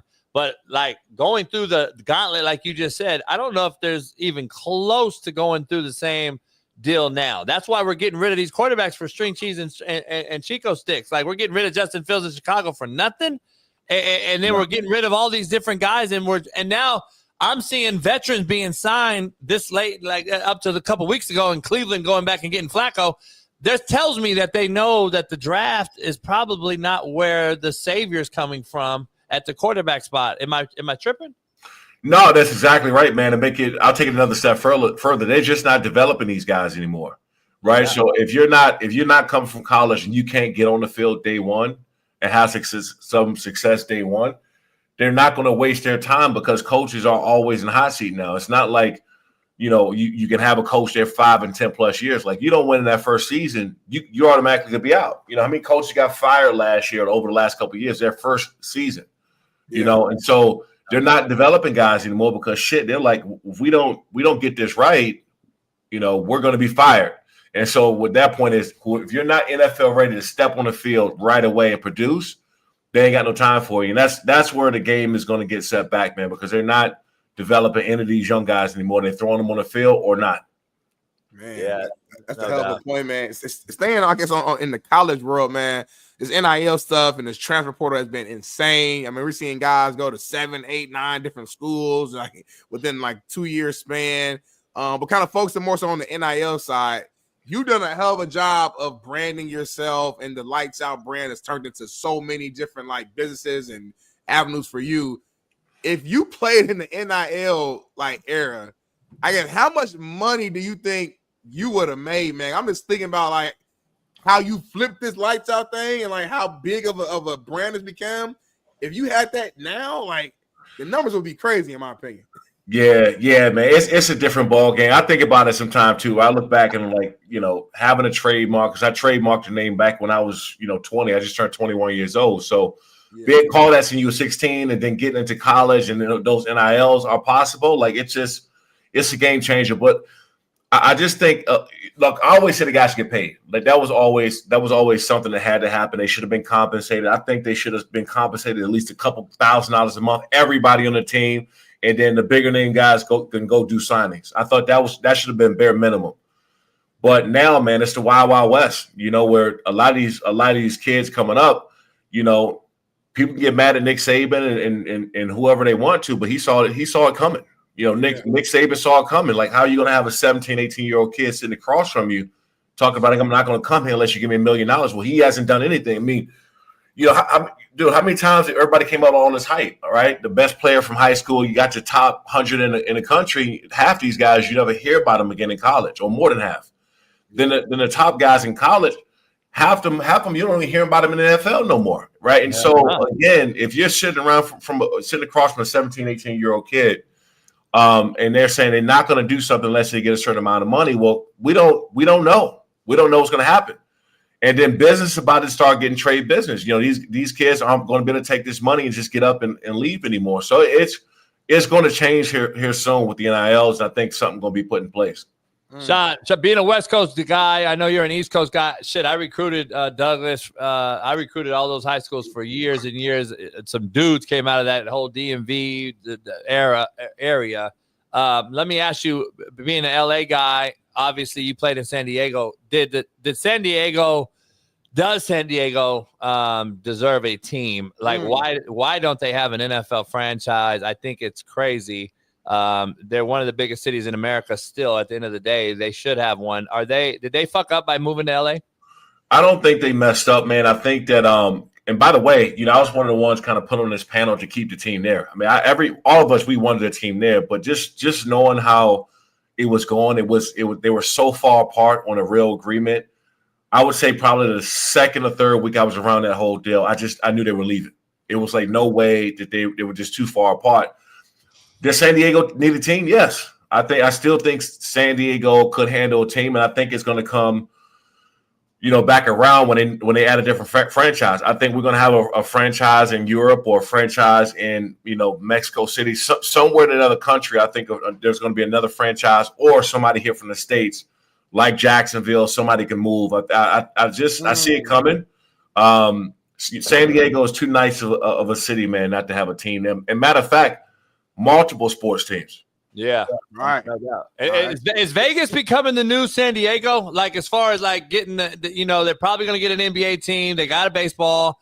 You bring the Raiders. I know you got a lot of transplant fans because the Raiders' whole fan base is probably transplant in Vegas. But like, Vegas is an entertainment capital. But like, do you see sports winning there, like being successful there in that type of environment? And then is San Diego, is that what it used to be? I thought. You know I always say San Diego is Vegas up north, man. Because I live here in Vegas, but I come across so many people from San Diego and SoCal in general. But yeah, man, I was at a Golden Knights game the other day. I go to about 5 or 6 Golden Knights games a year, and they flip this city upside down. When a basketball team gets here, it's going to be game over. Yeah, no question. No question. It's funny you live in Vegas because I follow you on social, and I feel like I don't know if you still do it as much, but you and Raiders fans got an interesting relationship online, man. You always trolling the Raiders fans. I feel like, right? I still do.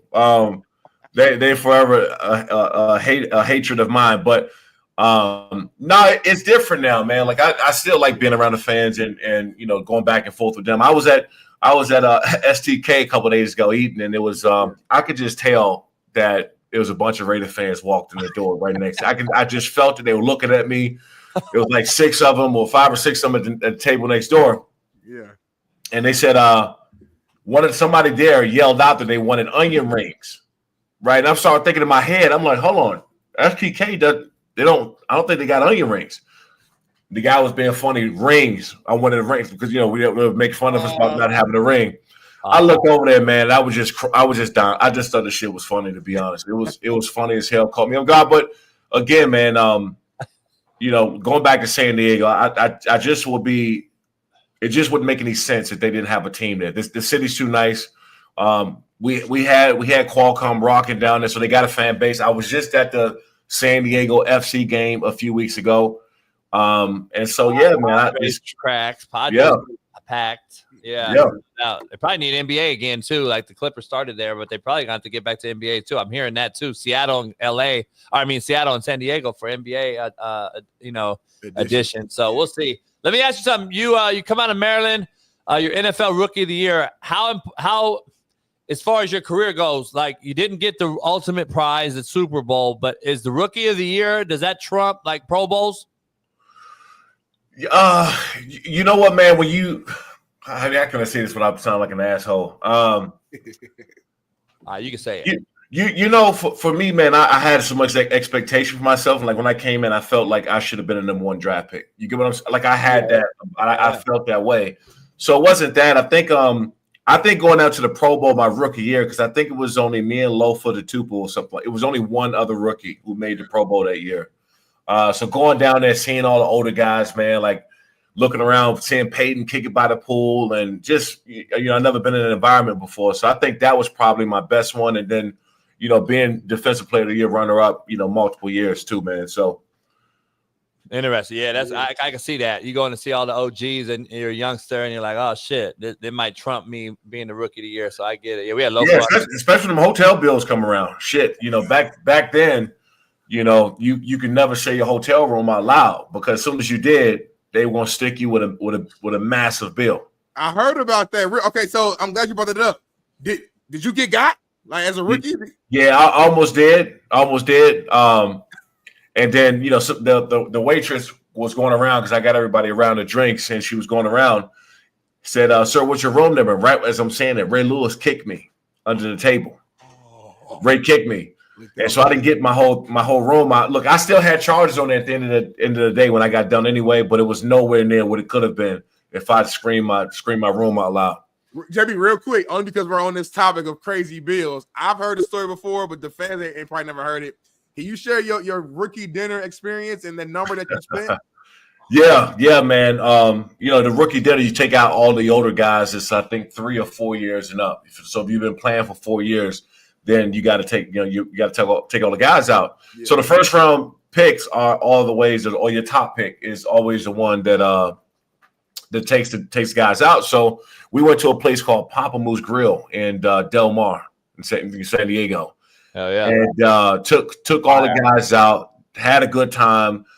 I ordered 3 bottles of this thing I didn't know at the time called Louis XIII. Had no idea what I was buying, and they asked me. They came back and grabbed me. They said, "Hey, Shaun, we need to see you in the back to pay the bill." And I was like, "Yeah, man, let's bring it to me so we can go and get up out of here." Right? He said, "No, I need to see you in the back." I said, "Man, come on, you guys joking around, man. Just bring the bill so I can pay it and get on up out of here." Said, please come see us in the back. Man, I went in the back. That receipt dropped my foot like a CVS receipt, dude. They went all the way down. I picked it up, and that thing said 32,000 at the bottom of it, and I almost passed out. I mean, it was, dude, I was sick. That's probably one of the sickest I've ever been at that time in my life, for sure. Ah, damn. And this is like initiation shit. Right. Well, it was that. Plus, I didn't show up to camp, and I came in the door with lights out persona, and it was a combination of a lot. But yeah, I was definitely wasn't good after that one. That's crazy. That's rough. Hey, well, who you got, Shaun? Right now, the draft's a day away. Obviously, Chargers. You there with the Bills? What do you see here in this draft? Like overall, do you see some big time trade possibility that's going to surprise everybody, especially in this QB market, or are you going to see something that's done with Harbaugh in LA now with the Chargers, or you see a big move being made here by anybody? I think so, and I'll tell you this: my streaming service, Lights Out Sports TV. By the way, y'all can download that on any smart TV, iOS and Android. So this year we had the East West Shrine Bowl with exclusive practices, and so I'm sitting around watching practice, and Brian Dayball's down there, the GM for the Giants also is down there, and everybody from the Titans, and you would think the way they was like smothering Shador and how they were around him the whole time that he had to have been going to one of them, to one of those two teams. But I think that I think he probably can end up at Cleveland if Cleveland doesn't.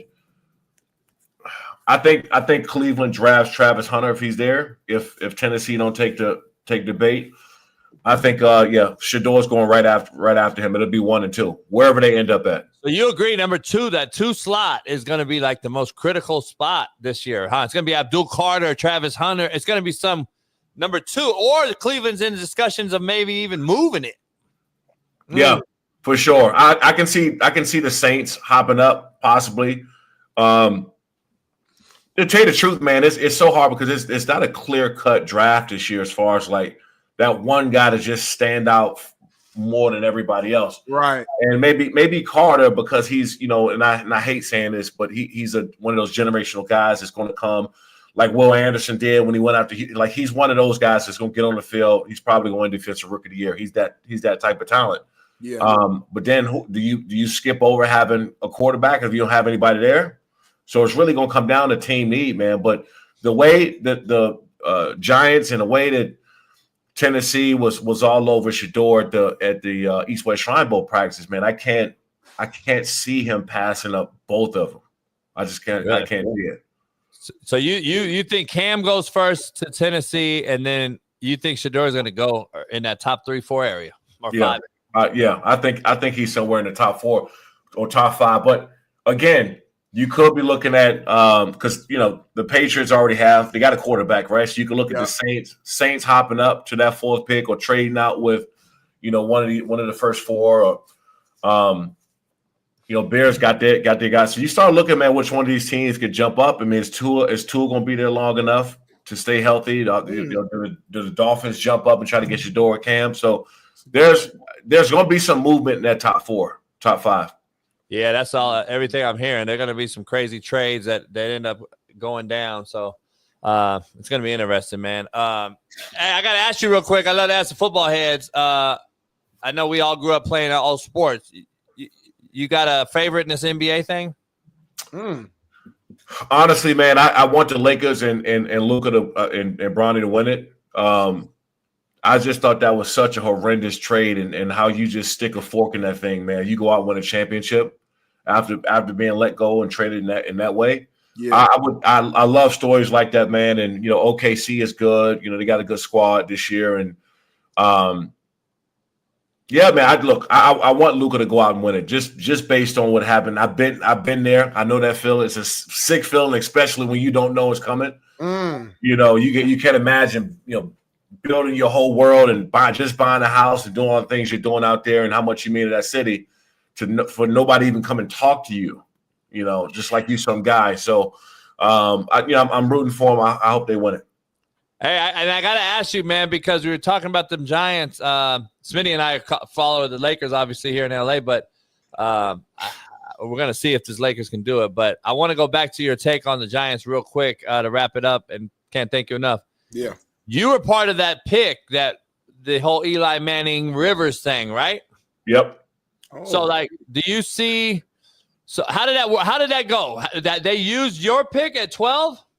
Yeah, so the Giants had that pick, and they gave it up. Then, San Diego got Phillip, and then they got an extra pick, which the Giants then had used that extra pick for me. And, it's crazy, man. When I go to New York, and I got to go – I'm just there last week, and I'm going back this week. When I walk around New York, people still to this day bring that up, that I was supposed to be Giant. Still, even when I go now. That's crazy. Damn. So in my full question, a roundabout way, the Giants go get Russell Wilson, a Super Bowl champ, obviously at the other side of his career, and then you sign a Jameis Winston to a 2-year deal. Do you still think they're going to take a rookie then? I think so.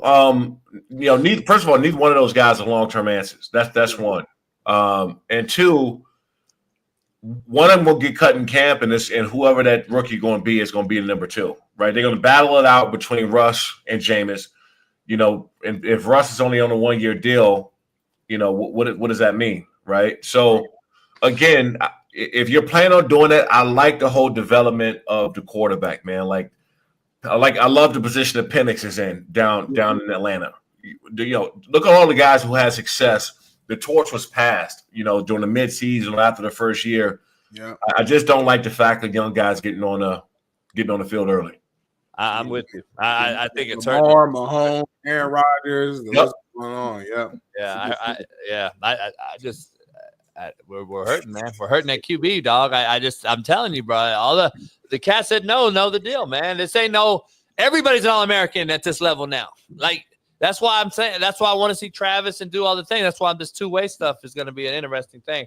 But man, Shaun, I can't thank you enough for hopping on here, brother. Sure. Make sure you follow the ticker on below and follow Lights Out and everything Shaun's doing. And man, we'll hopefully get you on again, brother. And see you soon. Yeah. Anything you want to shout out before you hop off? We got a big fight May 10th in Long Beach, California. Lights Out Extreme Fighting 24, man. We got 14 fights lined up. So get your tickets at lightsoutxcept.com. Convention Center? No, it's at Thunder Studios in Long Beach, right off of Santa Fe Ave.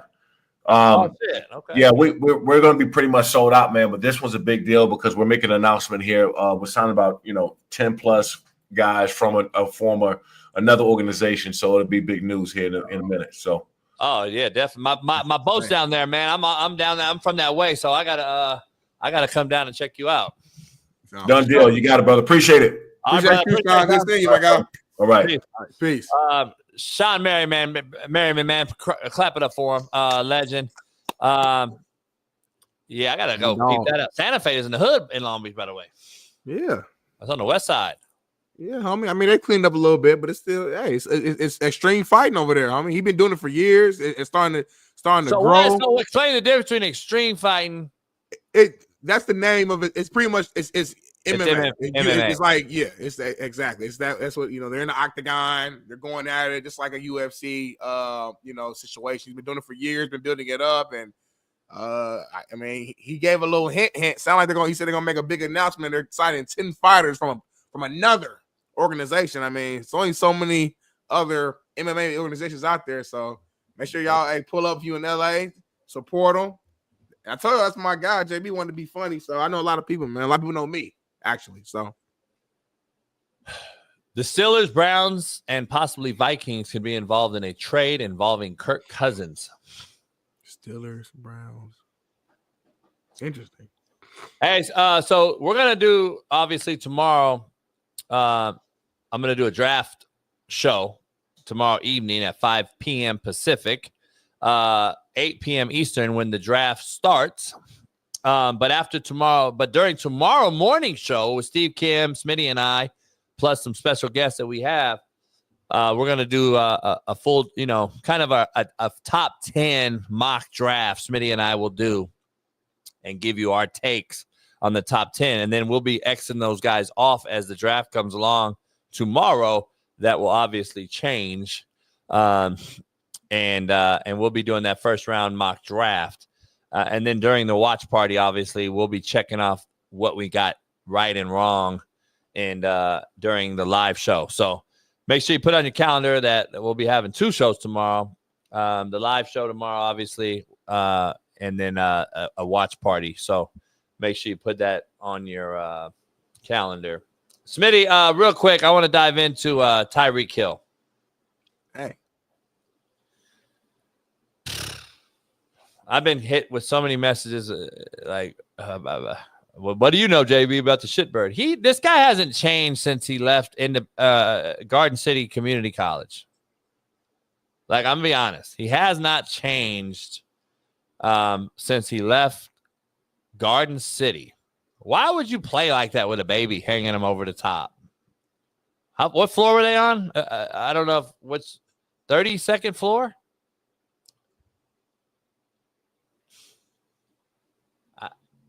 You don't do this if you're a normal, regular human, Smitty. Let's just be honest. You don't even play like this, right? Yeah, I don't even get close to that. Like, I'm not even getting. I don't like even being near like edges of shit. Yeah, even me personally, I don't like to be. As white people say, really. Let alone a baby. I'm super overprotective and stuff like that when it comes to. I don't like when I see dads, and I know this is playful, but when they have a little baby on their shoulders like this and they walking around. Yeah, I used to do it. Because I know I get it, but like the baby can just throw their head back and like what you go. So that's just me though. My point is I'm overprotective. So hell no, I'm not doing nothing like that. You know. So I don't know. This guy can't get out of his own way, bro. That I feel like I heard about this like a long time ago, but are they just now showing the video? The video just leaked, or because I heard this, like I've been knowing about this. So I was under an understanding that this is a whole nother separate incident. Huh. I have to look into it. I just didn't remember because he did this. He did this years ago too. Maybe I'm mixing them up together. Maybe that's what I'm doing. So 2 or 3 years ago, he did this, correct? I don't know, but that's probably me. You're on the same page. Like I heard this about this for like a long time ago, but I never saw footage. So I'm wondering if this is just footage of maybe the situation that happened 2 years ago. Or whatever, or whenever that time. I have no idea. 2 years ago from a second story. This was earlier this year. Is that verified? This is 2025. Interesting. I think January. Okay. All right. So that's probably when I heard it. Maybe you're confused. But 2 years ago, he did it from a second floor building and was just holding this kid. A kid. I don't know what kid. He got 11 or 12 of them. I don't know what kid it was. But I don't understand what the fuck he's doing it for. I just don't understand it. I'm not defending at all. It's stupid to even put yourself in that position. I don't think he's like literally like holding the baby over the top, trying to be funny. I think he's carelessly just looking over the damn patio with his baby in his hand, which again is careless. You shouldn't do it at all. But I don't even see the point. Yeah, I don't know. It's hard to really. It's not much there to read upon. So, but that's the end of the show with something positive, man. Great show. A lot of great guests today. The guests keep getting better. Honestly, I feel like as the weeks go on.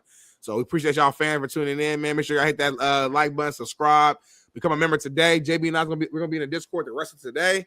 So make sure you're in there having full conversations. What's positive? What's positive we're ending on? I don't know. I was hoping that you had something you could pull up your sleeves. We'll end it with Mike Tomlin. He said that Shedeur Sanders, there's a toughness and competitive spirit that don't get talked about enough. Take a listen. The things that stood out were evident in this video. There's a toughness there. I love Mike Tomlin. Doesn't get talked about enough.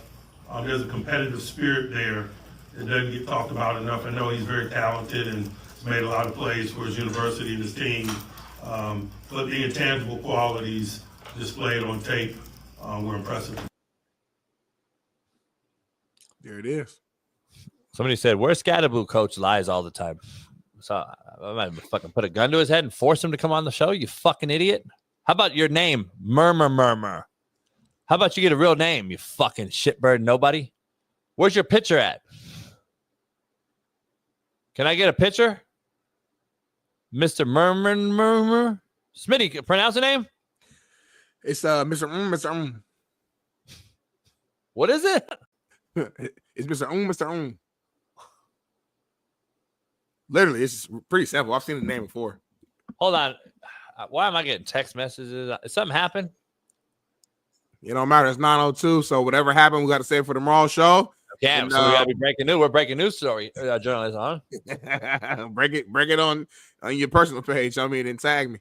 I can't tag you personally. Though. We're not Rex. I don't know. I don't know either, Rex. I was never told. So, but appreciate y'all, man. Loaded show. Huh?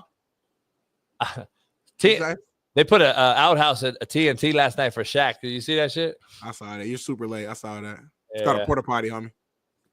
Yeah, porta potty. Yeah, we call it shitters. We call it outhouse. I call it the porta potty. It's the proper name. Yeah. No, it's not Shannon. Shannon Sharp's not texting me. So, but anyway, I'll hit him up later and see if he'll come on the show. Smitty, tomorrow, Thursday, Truth Telling Thursday. Don't miss it. Pound that like, subscribe, become a member if you're not one, and stay safe. We'll see you tomorrow, Lord for permitting. Murmur. Talk to you later, Dick Ryder. Peace.